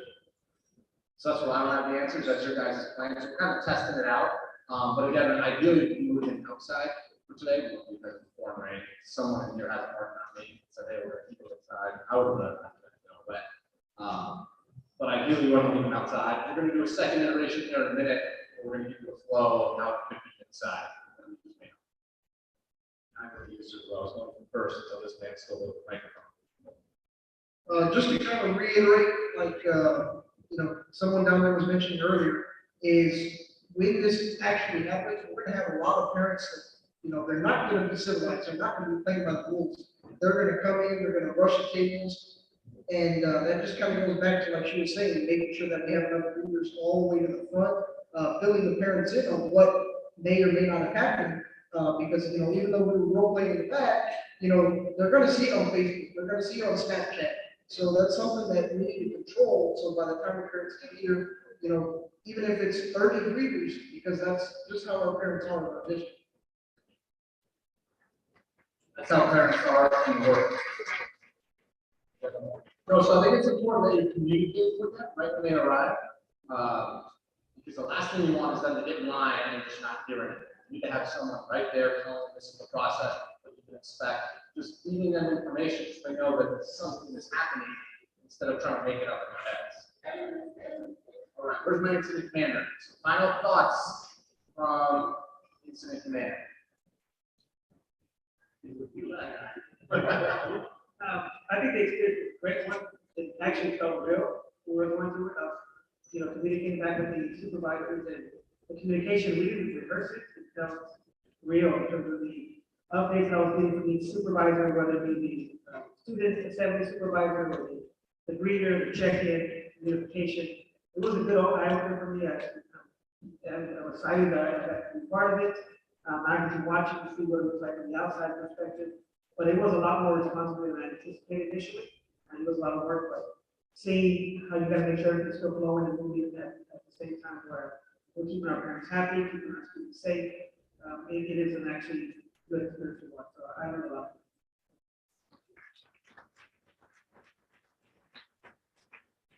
And that's the goal. The goal is to learn, the goal is to see it. My goal is to break it. I want to take your plan and just destroy it because I want you to learn something from it.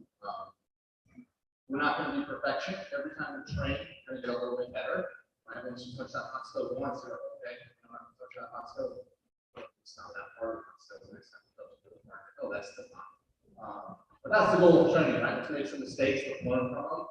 We don't want perfection because once you do it right, there's no more room for improvement. I think there's always room for improvement. What we're going to do now is we're going to do our second iteration. So if you guys can wait, Max is going to assign our team again. We'll get our parents and our students, and then at that point, we get feedback, we can go to the bathroom. Just wander back at some point. We're going to do our second and final iteration. Once again, if you can leave the first 2 rows in each section, one for the parents on this side, one for the students. So principals, if you can get your volunteers from each campus. This is our reunification team, group 2. Go with Joe. The one raising his hand, Dr. B, Dr. Peter Pitts, Dr. Farah, Dr. Holt, Dr. Tracy Warren, Porfi Mendez, James Troya, Jeremy Torres, Tanya Williams, Dr. Vargas, Tommy Trevino, Velma Salinas, Nicole Lovelady, Dr. Hope de Leon, Sandra Barrera San Miguel, Jeanette Lopez, Veronica Salazar, Cynthia Garza, Sarah Garza, Marta Ramirez, Miss Carrillo, Clara Cadena, Odi Moreno, Lou Wilson, Jason Berrial, Gasper Ramirez, Lucas Garza, Leti Trejo, Coach Steven Salinas. And I need 7 more volunteers if you want to be part of the reunification team. Come see Joe.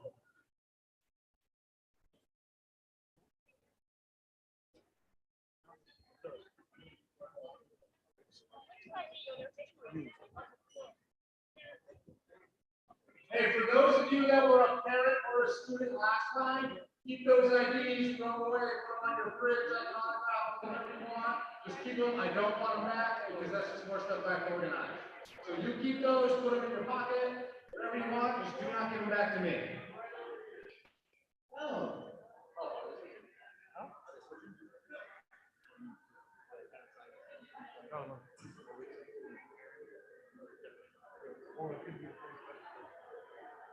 If you want to do a parent role and switch, if you want to be a student, as long as we have enough volunteers, please. Parent, volunteers over here, students over here. We need 60 and 60. 60 students, 60 parents.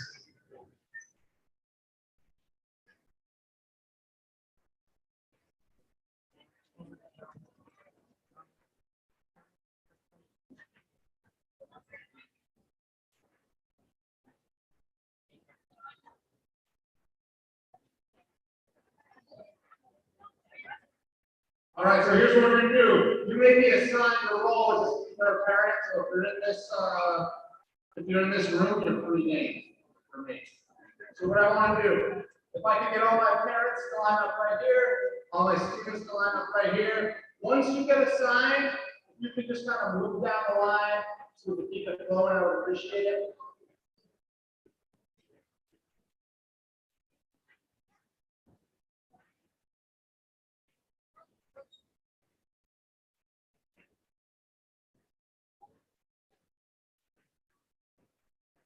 All right, so here's what we're gonna do. You guys are gonna come up, grab a parent ID, grab a student ID, they're in order. Go introduce yourself somewhere over there, and we'll keep on rolling. I need some more parents, so get in line. Don't make me get up there and carry you guys down. I'm good. I'll throw you over my shoulder.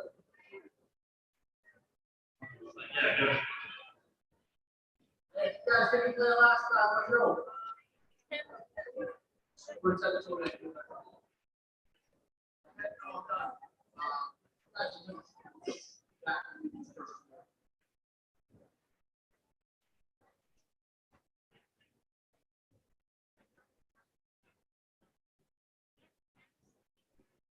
Students back over here, parents back over here once you've been assigned.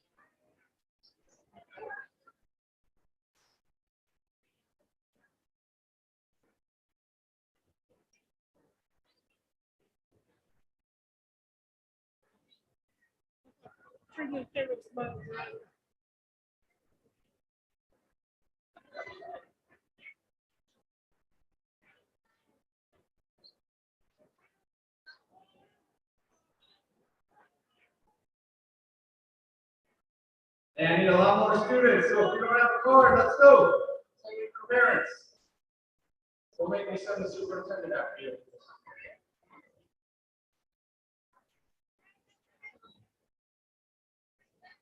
I need some more volunteers. Need more.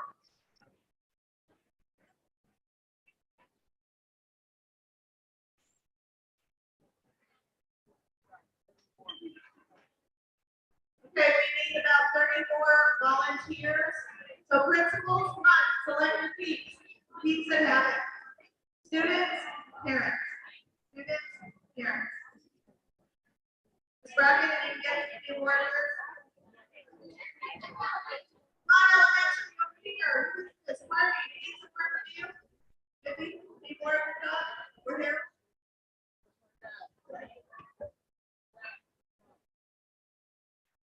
I have a child that needs to be adopted. Come on, I need a parent. No, somebody. She'll adopt them. Thank you. I need some more adopted parents. All right. Yeah. Here we go. All right, got it there. All right, let's go. Student, parent, separate.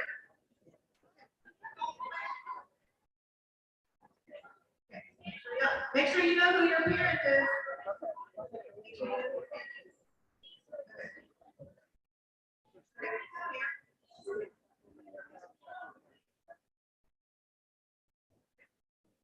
is. All the students sit on the first two rows, please. Please make sure you all have room for the students on the first two rows. Parents.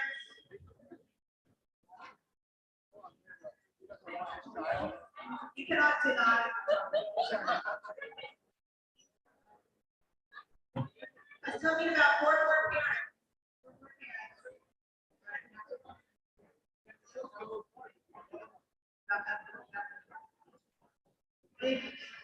Okay, three more parents. 3 more parents. Okay, here's another parent. Here's another parent right here.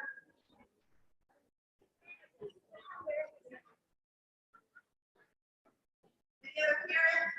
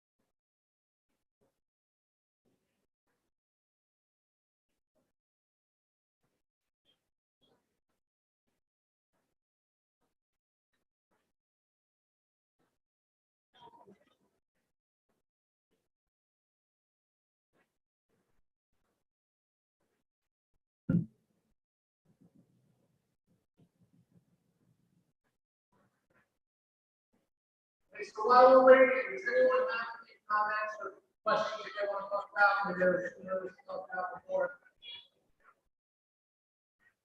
Sure, the whole group.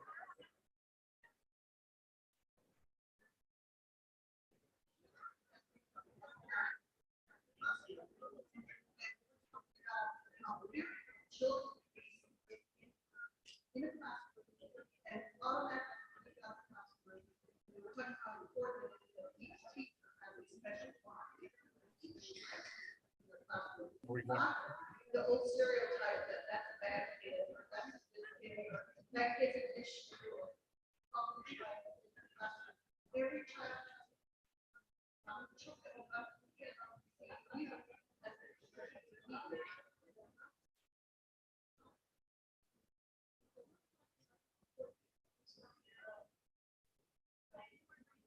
Open mind.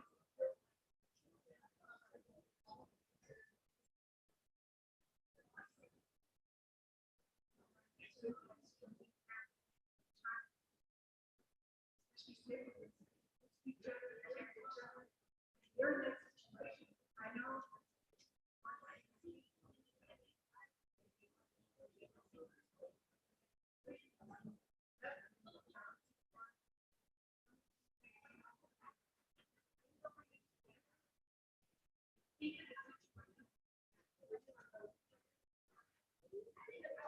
So that's a good point. We're thinking about, hey, I got one.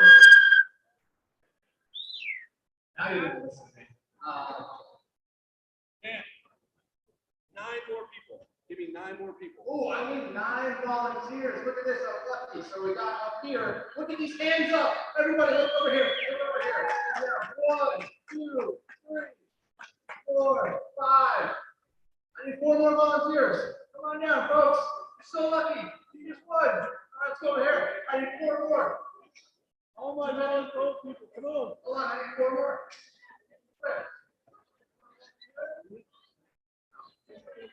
People from up here, who wants to volunteer? Get my work. Let's see. Start poking people, opening eyelids, see who's sleeping. Give me 2 volunteers from over here.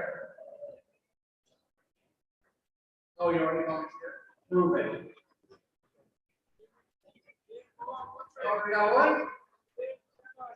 Oh, stand down, stand down. I got this crazy. Oh my, come over here, go get your assignment. Can you please come on, speaker?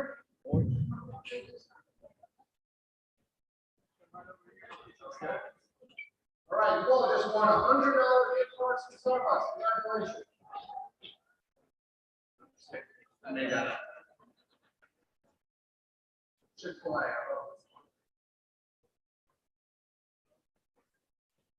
All right, so we did though have some good comments about siblings, parent or family member shows up with multiple kids. We kind of touched on it, but make sure you have that policy. How many cards are they filling out? Maybe they get pulled off into another area because they're going to need some extra assistance and special attention. Huh? No. So, what's the question?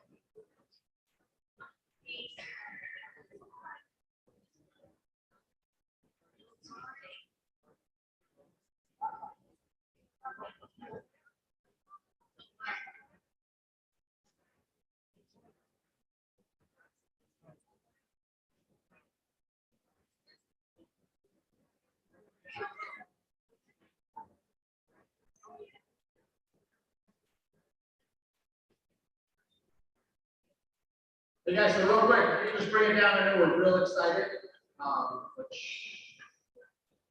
So saying, hey, what do we do if kids are unaccounted for for an extended period of time? How do we keep the parents calm? Or are you going to keep, what if you have kids for a really long time, multiple days potentially? For me, hey, I'm in Texas right now. It's 300 when I do reunification like kids, it's going to be a while, right? Before I can get there.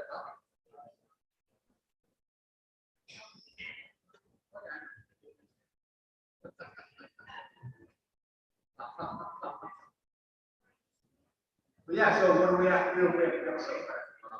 I don't know. That's what you guys have to question.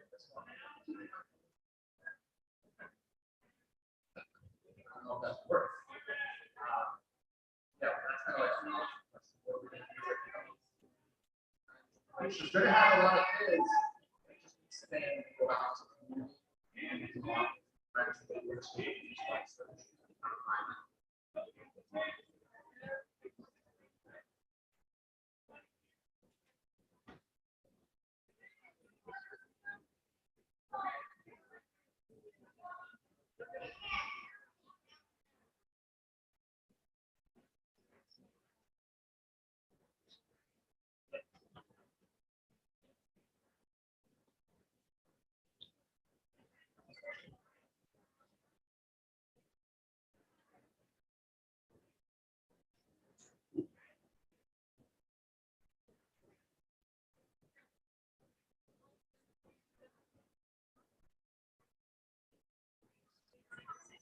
Stay ready. Hartley Bell. Coach. Atari Brown. D. Kim. Cruz Carter. Gates Clark.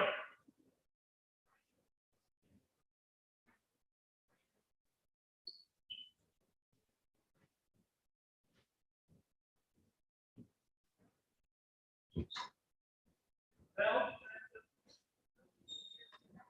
Hartley Bell. Walker Carter. Kim. Cruz Carter. Gates Clark.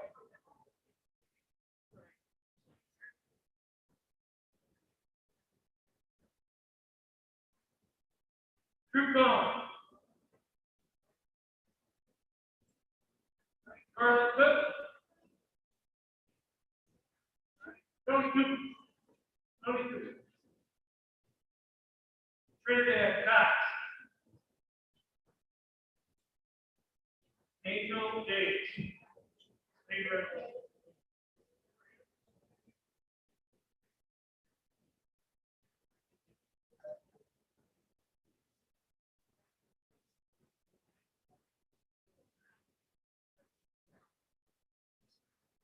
Tracy Richardson.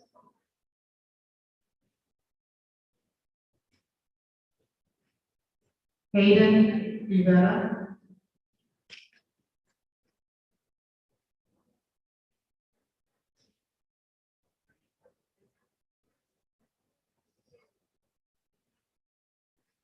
Brooke Robinson.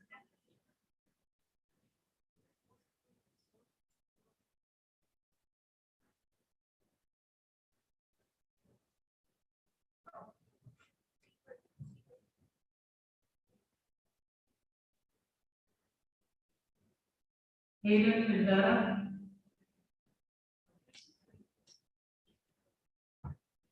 Cameron Rodriguez.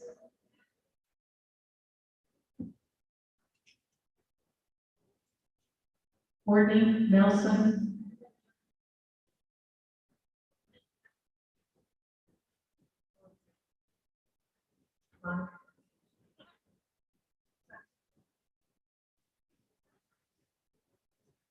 Freddie Reed.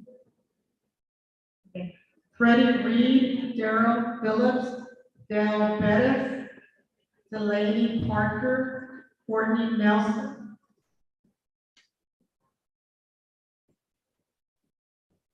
Chen Lopez, Brent Martin, Ren Martinez, and Austin Miller. Section 1. Bliss Jackson, Addison Johnson, Alpha Jones, Charlie King, Carlin B, Carson Hall, Brady Harris, Chance Hernandez, Cherokee Hill, Val Howard, Dominic Edwards, Diamond Evans, Briar Garcia, Jorge Gonzalez, Chris Green.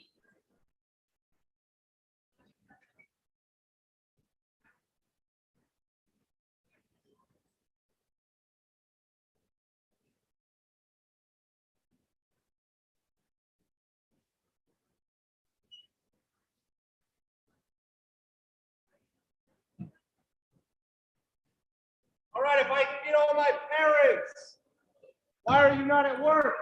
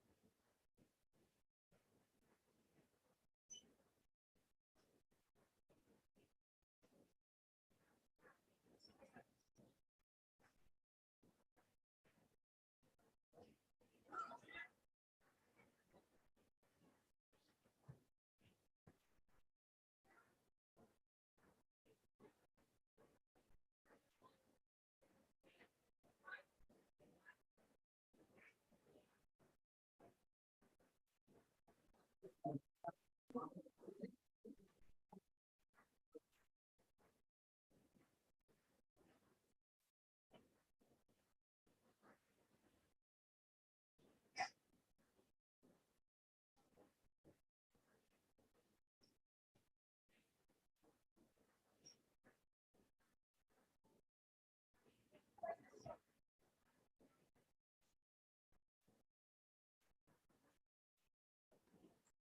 didn't realize we already started.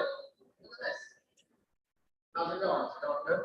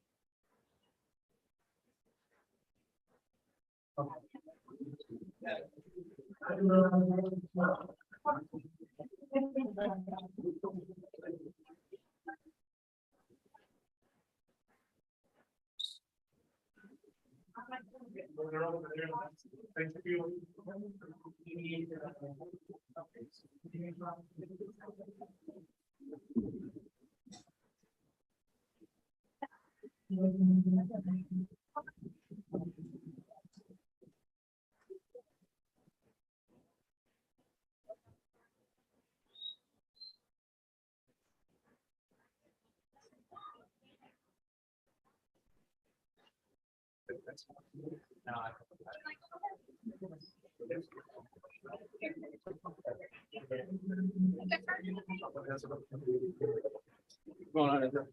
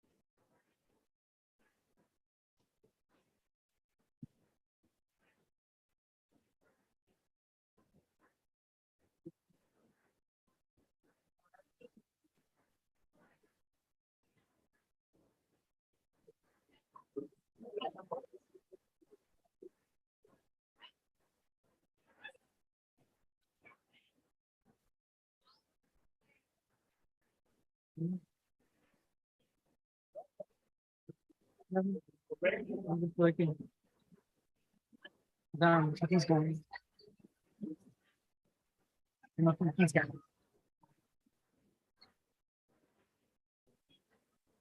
Okay, so the parents are signing for their kids over there. And then they come this way and they go right there. They give their ticket to them and then names and orientation. I like it.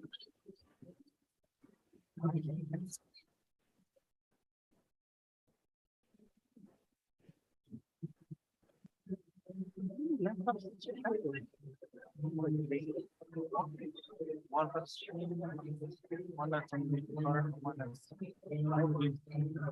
bigger.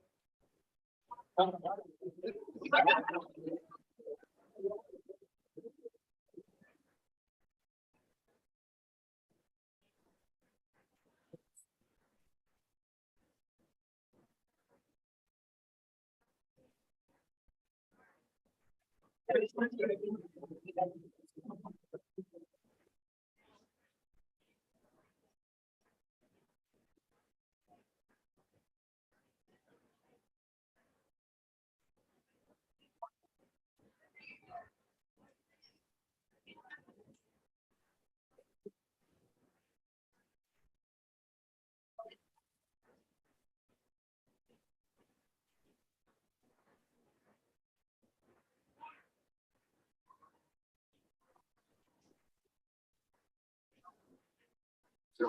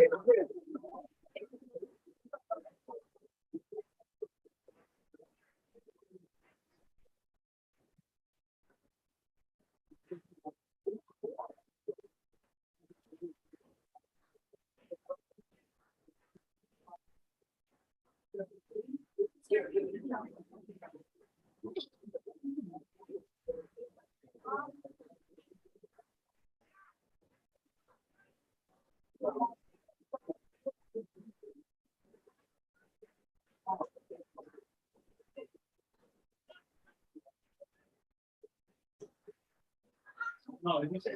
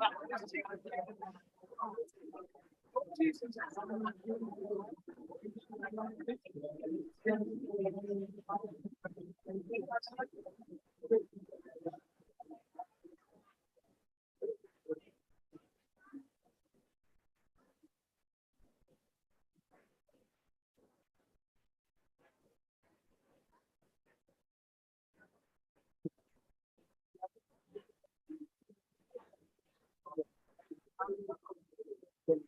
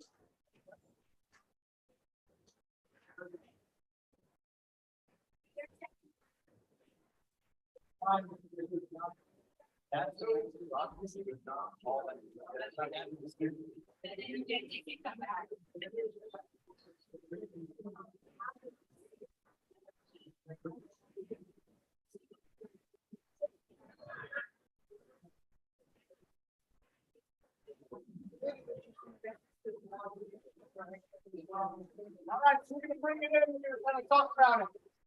All my best players, everything.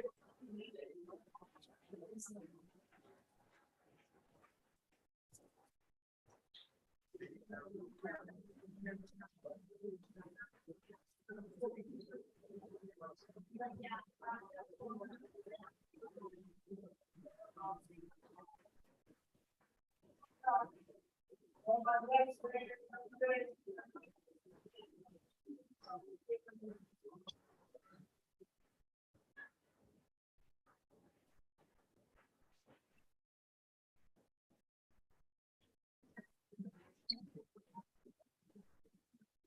All right, so let's bring it back here. Let's talk about that one.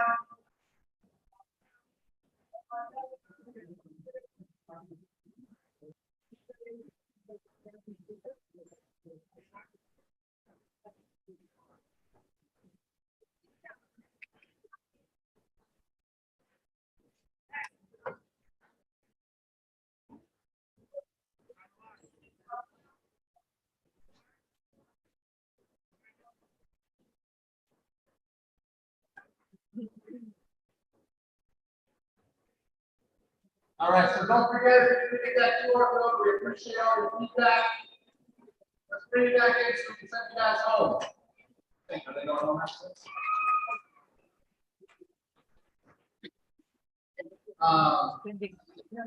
Happy hours at the superintendent's house.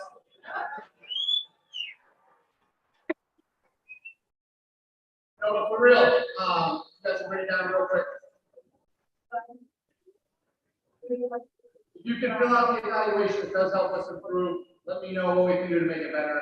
Let me know what worked well, so we don't get rid of that thing. So let's go through the second iteration. We changed it up a little bit. So again, parents would have arrived in the parking lot back here. The idea was that they would be guided around some alternate entrance by probably our law enforcement friends.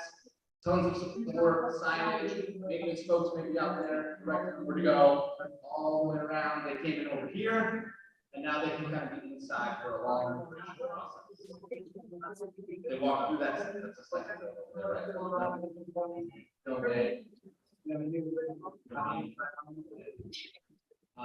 Dome Alpha is over there, and they got reunified, they went out this door. Another way we could have done it is they got reunified, went out this door, and then back to the parking lot. I might have been a bigger fan of that. That way we don't have these parents kind of walking right into the other one. And we saw some little, we'll talk about a little confusion right here. It gives you options. So let's go through the process. We're your supervisor for that one. Oh, hi. So I have a really good team, and one of the things is that we had three people actually that were bilingual that can help us with parents that spoke Spanish, so that was really good. And then everybody was really organized, and I think having the security officers out there helped us out a lot.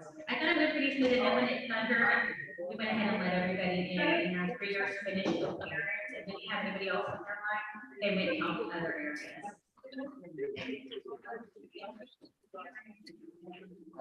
Someone did bring that up. Interpreters available, bilingual. You guys know, is there any other language besides English and Spanish? Portuguese.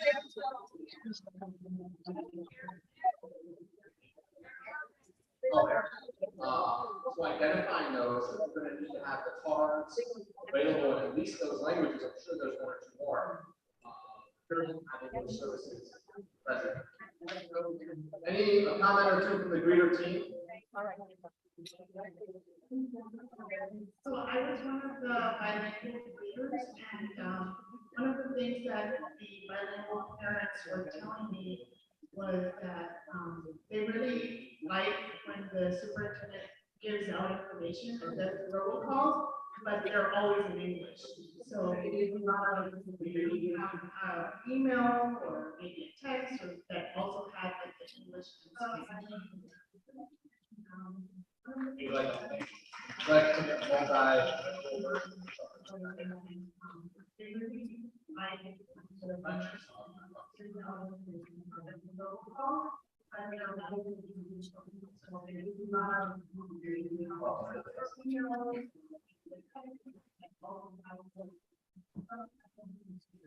Hold on, were you causing trouble? I was right. I don't know.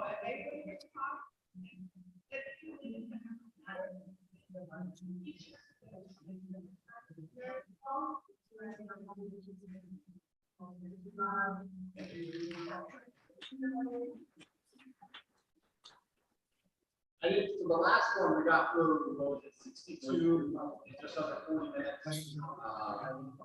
What was my scribe for this iteration? Did they have a start time? I don't know if we did.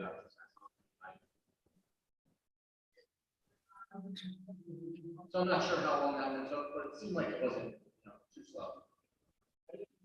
So next, parents went from the greeting area to the where? Parent check-in area. Where's my check-in area supervisor?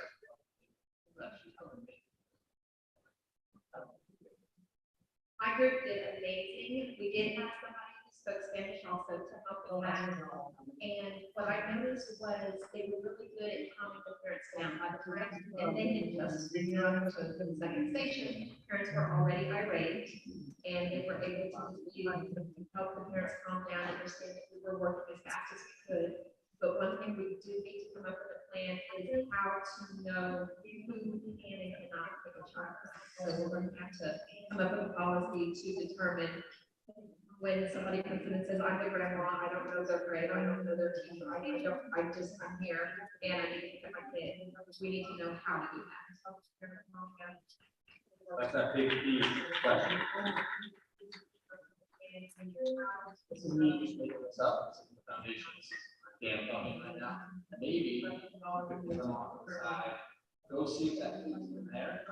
Or maybe see their, make sure we're allowed to do that might be an option. I don't know, I really look at that. If you want to piece of that way, that might be a way to help them, this up. This is what we want to think through these type of things.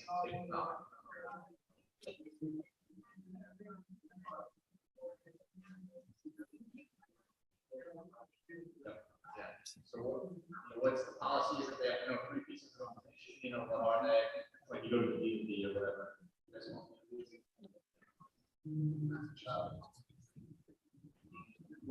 Any checkers or accountants have any comments?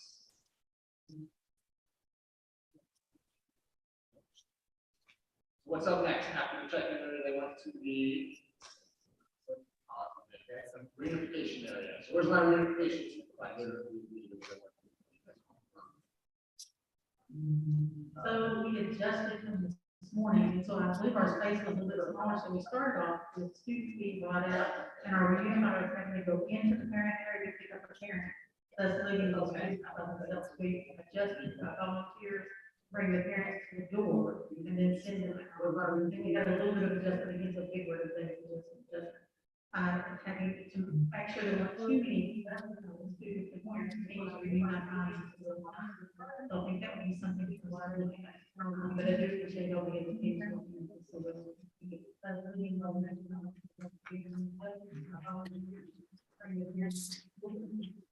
So Showing up in different ways. So just so everyone can see the picture, the reunifiers were out in the hallway. They would walk into Dome A, grab the card, and then the parent would stay there.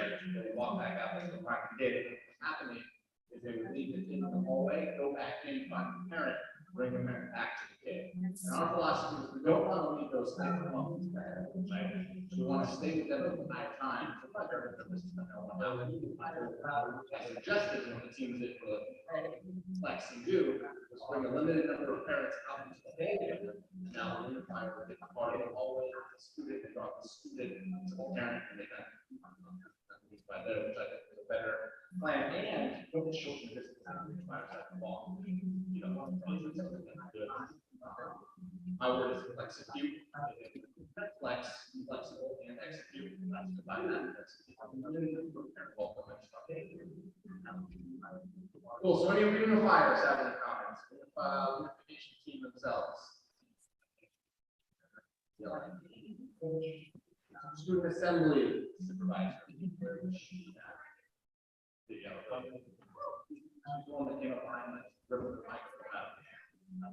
Alright, so I only have two hands, and there was a couple of issues with the one we talked about that I was going to listen to, and I had communication people coming and showing me cards, and so if another person was with the supervisor to either man the paper or man the walkie-talkie, I think that would make things flow a little easier because I was going to tell people wait. Let me get these ones we know are here before I need you to wait while we take care of the issues. It just depended on what it was. The other thing was a little card. Parents were filling out their name with no student names. They were spelling the names wrong, and I was a good kid with the name wrong. So I sent like 4 parents back. So I think maybe another person, like the supervisor, to either like man one or the other. Because that was a short list. Like I know if 500 kids shows up, I don't have no hands.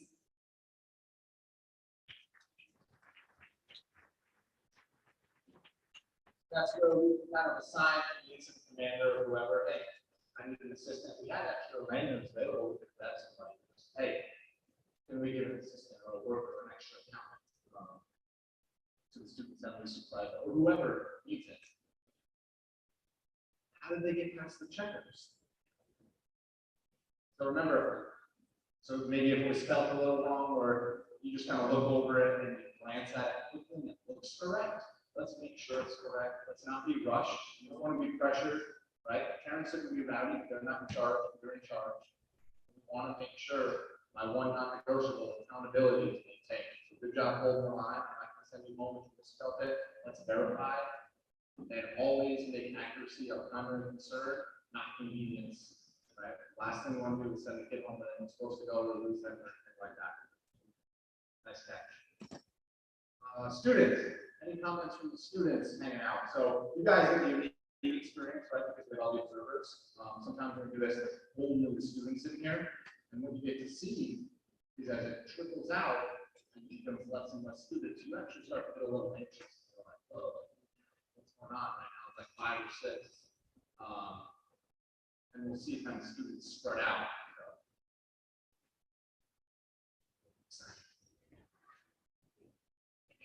I, as the student, I was starting to go anxious, and so I know first I was trying to calm myself, just trying to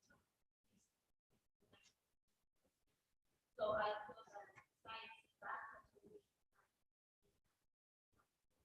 that knows that way if she sees her.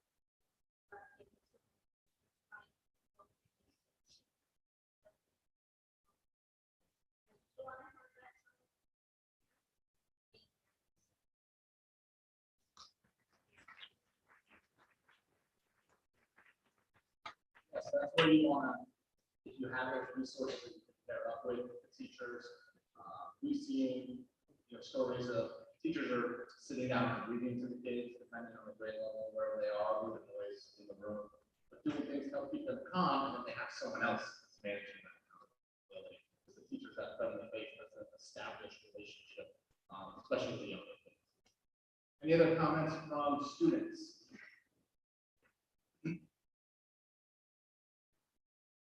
And yell me, I'll let one get out.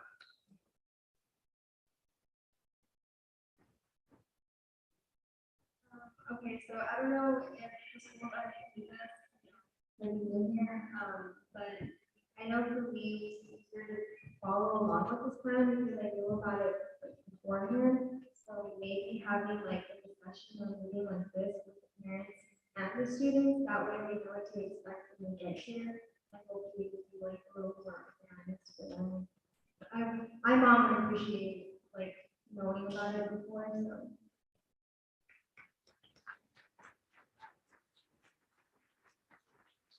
That actually brings up one of he's on our board, but he's also one of our trainers.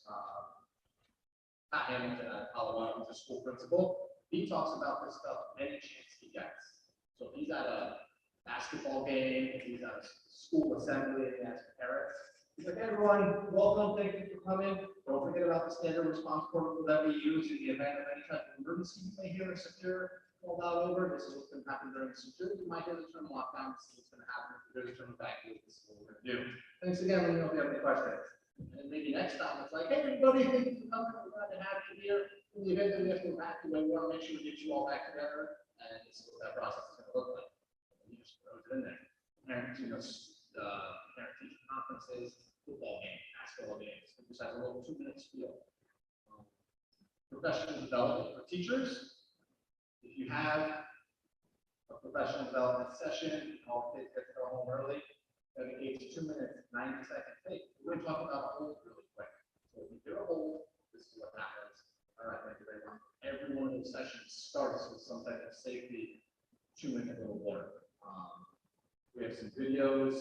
Our goal is to get a 2 to 5 minute video that we can share with you so you can use that to train your staff. I never meeting you started with whatever. Maybe it's a greeter. Hey, let's talk about the greeter role. Never have to do a reunification. This is what the greeter does. By the end of the year, we've gone through all 5 actions and the entire reunification team. Make sure they get it again. So, ways to kind of get creative. All right, any other parent comments? With my parents, are like, nope, we're done. We're home. What's her bar? Oh, she's back in the car. I don't know, I'm not from there. So she wanted to ask, do substitutes get this training?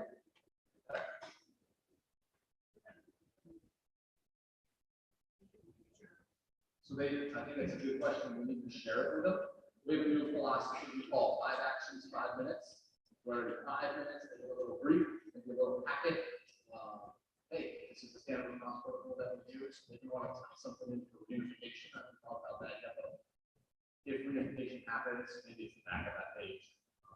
Have to evacuate, this is what will happen, but you have to think about everyone in your building at all times, not just staff, not just students, or sorry, not just your permanent staff, not just teachers, subs coming in with their contract that's in your building. Then they get pulled up in this whole thing, there's some things to think about. Great question. Any other comments, questions?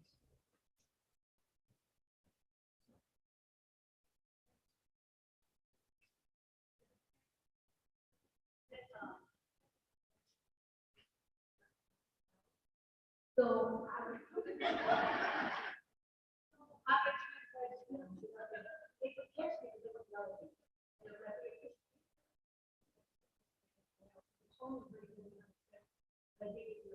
You're the one that's not five.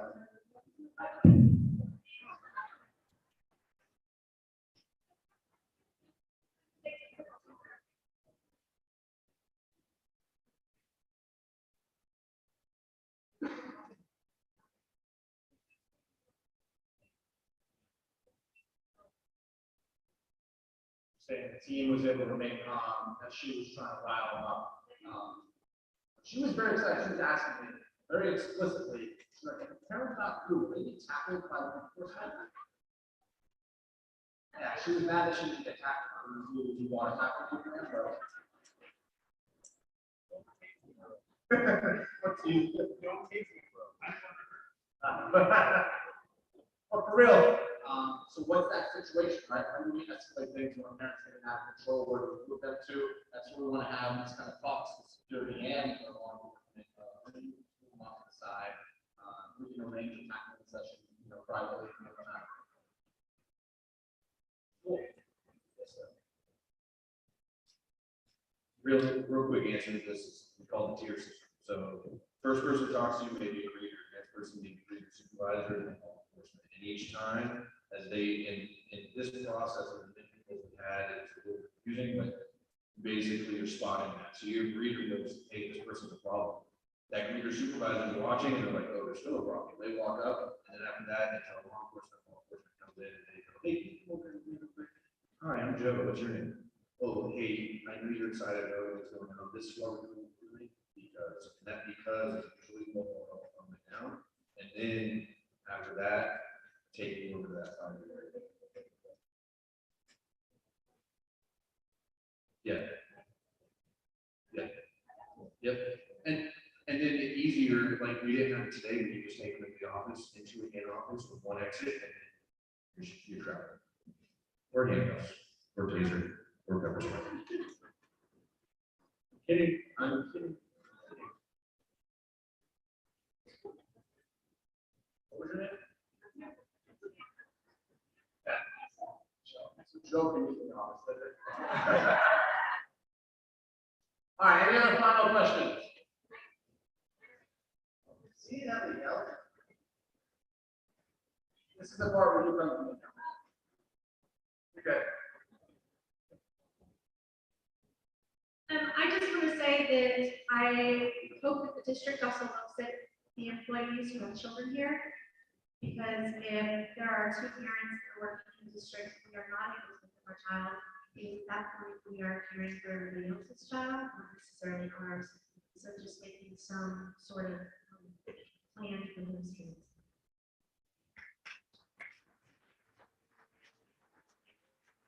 So what we recommend that you develop maybe a roster of who in the district is also a parent, and maybe the best thing is to pull them out and let them go to the parent, maybe they get front loaded or know where the kids are.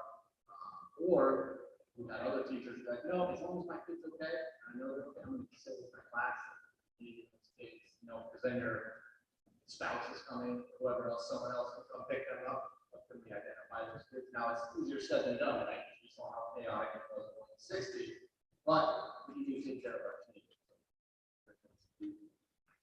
Any other comments?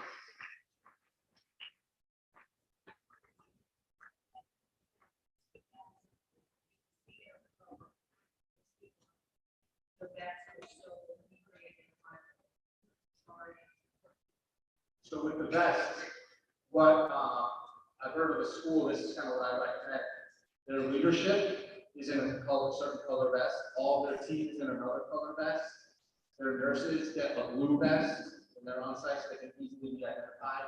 Teachers have a different color vest. We have to figure out who they are and see. So before I turn it over to the superintendent, I want to thank you guys for being here. Oh, sorry. I'm gonna go back. Incident commander. There were several things that we can do better. One thing, the greeters are really efficient about getting parents through the line, and so are the checkers. Reunification, there always seems to be a bottleneck. There was in both the first scenario and the second scenario. One recommendation would be to not bring them so quickly through the greeter line. We have more communication. All right, bring 5 more parents through on the greeting side. That'll help so that we don't have a bottleneck. Couple other issues that we have a radio go bad. After we already started, we did a radio check, but then one radio went bad, so you need to have extra radios. We had the mother and the father of one student show up. So they were both on the emergency card. We had to go back to the court ruling to see who actually had custody on that day, but it'd be a good idea to ahead of time make sure that we either have a district plan of who we're going to release them to if we have more than one person on the emergency card. We had someone that did not have identification, and if you don't have the Raptor system available at that time, we're going to need a plan to how we're going to verify the identification. We had 2 students that had the exact same name and the exact same birthday as well, and none of the teachers knew who any of the parents were. Luckily, on the emergency card, the parents had different names of those 2 students. So there's a lot of different, I don't know if they meant to throw all these situations at us, but Coach Jefferson did a good job of filling in as a nurse, so we made sure that we had a nurse available to take care of those parents. Overall, it was a great learning experience. But just like Dr. Sandoval said, you learn and you see what you can do better, and all these different scenarios we need to have contingency plans for before the real thing happens.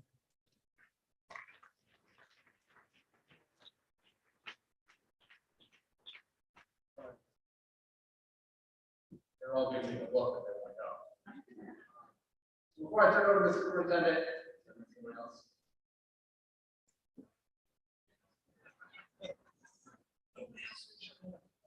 I want to thank you guys all for taking the time to be here. Thank you for everything you do.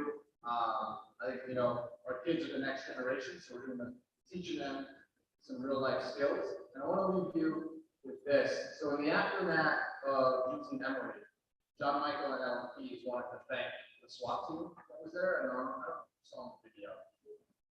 They thought that individual had enough explosives in his bag to level the building. And for several hours, they had those responders right outside that door. They made the decision, we're going to support everyone that's on site. What can we do to kind of facilitate that? So they ended up meeting the team, brought them some chocolate cake, and they also grabbed a random card that they thought sounded cool, that was sounding appropriate. And this is the quote that was in that card in 2006. We still kind of show it in almost every presentation. I think it's very relevant.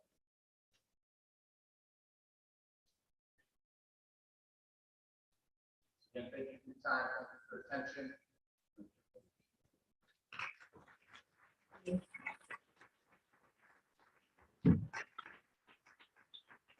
Thank you for coming to Texas and Texas. We really, really appreciate it. And we love you guys, okay?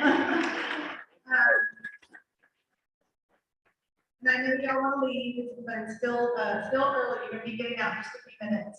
But we gotta feel how the kids feel when it's about this time, okay? It's hard to keep them engaged as well, and we understand that. What this did, I think, for us, was it gave us a really good respect for roles. How important it is for everybody's role during an active shooter or any type of crisis situation. We need to remain calm. Otherwise, parents will feed off of it if we get too excited. I saw like when we were doing like here, I think Colonel Joy was trying to call out names, people couldn't hear, and people were saying, we can't hear, you know, and if he didn't have a microphone, so he may not have a microphone, or the person may not have a microphone. So I'm thinking, what can we do better to help, you know, escalate his voice or anybody's voice at that situation? It could be everybody helps and says, shh, you know, kind of help calm everybody down, keep him quiet, so he can be heard. Somebody kind of let him know they can't hear you over there. You know, instead of everybody kind of saying at the same time, he kind of gets a little bit louder. So some things like that. Also for, yes, staff who have children. I had my children at my schools, and so I know what that means. And I had to make sure I made a plan with my family because I was going to have to take care of my students in addition to having to worry about my kids. But I didn't want to wait for the district. Our district was too big for me to wait for them. So anything that we can help you with, give us some suggestions and we will help you. But at the same time, make sure you have that talk with your families as well, okay? So they can be a backup for you. That's what we had to do. In any of this situation, we're gonna have to make sure that we take this information to our families, take it back home, talk to your spouses, talk to your children about this, talk to your relatives and your friends and neighbors about this. Because the more we spread this information, then when we do have a crisis, then we've kind of educated the community a little bit to just chill, stay calm. Don't add to the problems. Don't tell your child to self-evacuate, you know, like they did one time when we had to evacuate here at the high school. And parents were telling their kids, just go to Chick-fil-A if you're hungry, just go to Walmart if you're hungry. You know, that's not fair to the teachers and the staff who are trying to keep all the children safe. You're just, because I don't expect you all to go chasing after that one kid. You have these other 20 some odd kids to take care of. If that kid wants to take off because the parent told him to, that was a parent, that's on that parent. But I don't want to risk anybody else's life running across the street and, you know, getting hit by a car or something like that. So all sorts of things are going to happen, but the more we educate each other and the more we educate our families, our friends, our community, I think that the better off we'll be. The safer we'll be. It's not going to be perfect. There is no perfect way to deal with a crisis, but we can, the more we know, you know, the better we will get. And I thank you for taking the time to come over here and help us get better. Really appreciate that. Okay, we've got some, I want to thank everybody for putting this on as well. Ordering the Chick-fil-A, okay, that was a dismissal and a type of route as well to make sure that everybody got fed. Make sure we had extras, make sure we had ample. So I want to thank everybody who helped us do that. It was costly, but we felt it was worth it, and they gave us a good deal. So at least, you know, at least they gave it to us, you know, a good deal, a good deal. But they also have some gift cards that they're giving away, and so we're going to call out some names and to get a Chick-fil-A gift card. All right, transportation, Beatriz Cavazos. Maintenance, Nico Garza. Nico. I want to thank all the guys that took down the stage. Did you see how fast they took that down? They took that down to an art, so thank you so much. HK, Harriet Williams. Gillette, Christina Lopez. Harvey, Cindy Garza. Vanessa Longoria. And Tennis, Wendy Sanfilippo. Come get your gift card. Again, I just want to thank the guys from I Love You guys, Joe and Dan. They did an excellent job. Give a round of applause, please.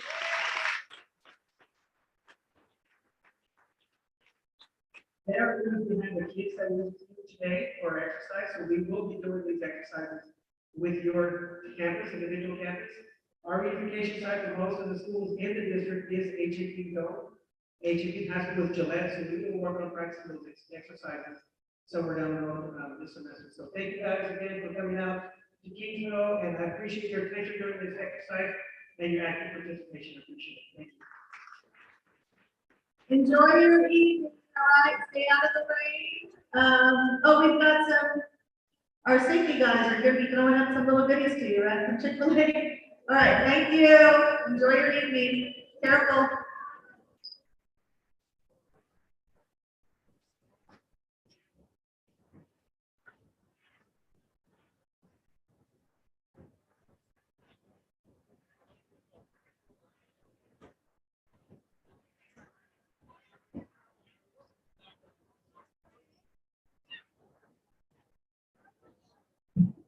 Coaches, you can help with the chairs on the floor. We need to clear the floor. Please do not drag the chairs across the floor.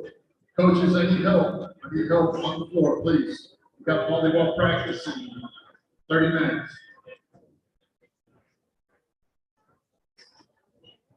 Yeah, we'll stack them on the sides. I guess we're on the north side.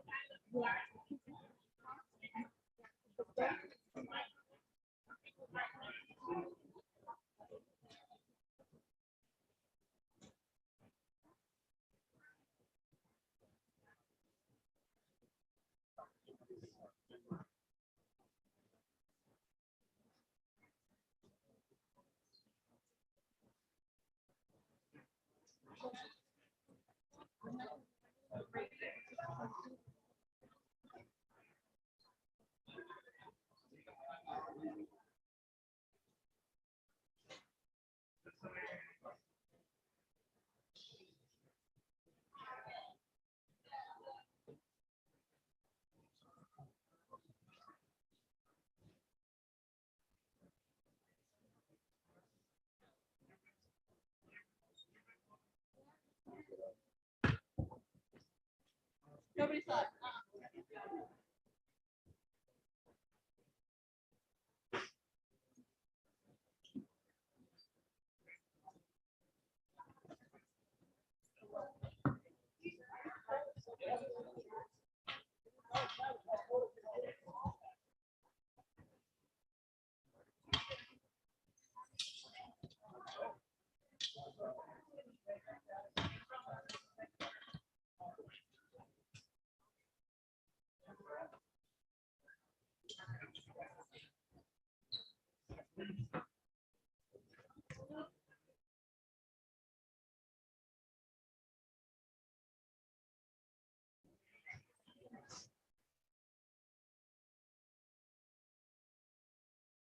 I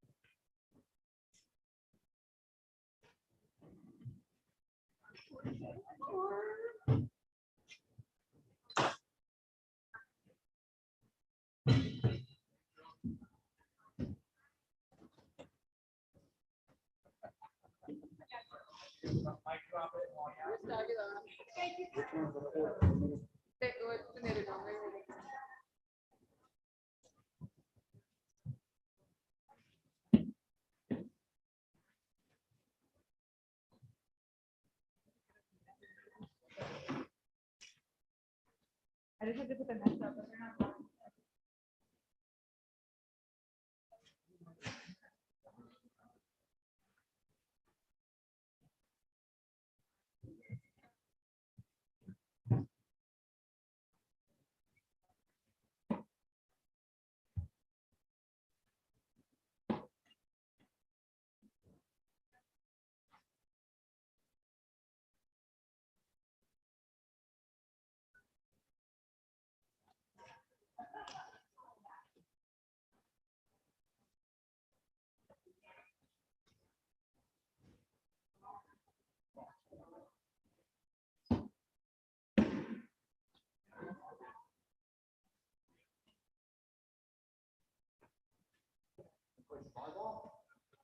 Yeah, they are tomorrow, I think.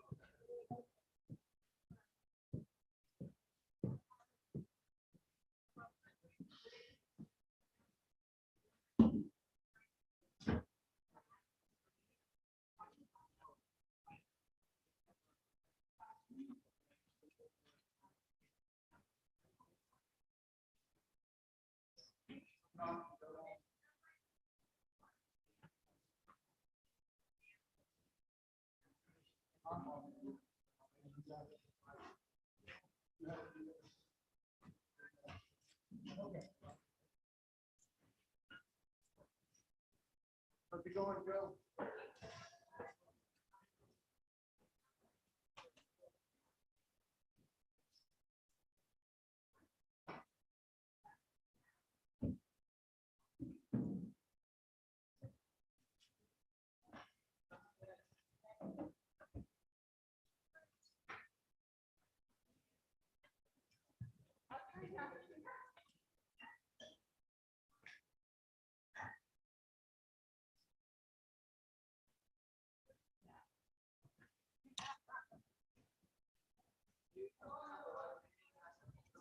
Okay, yes, sir.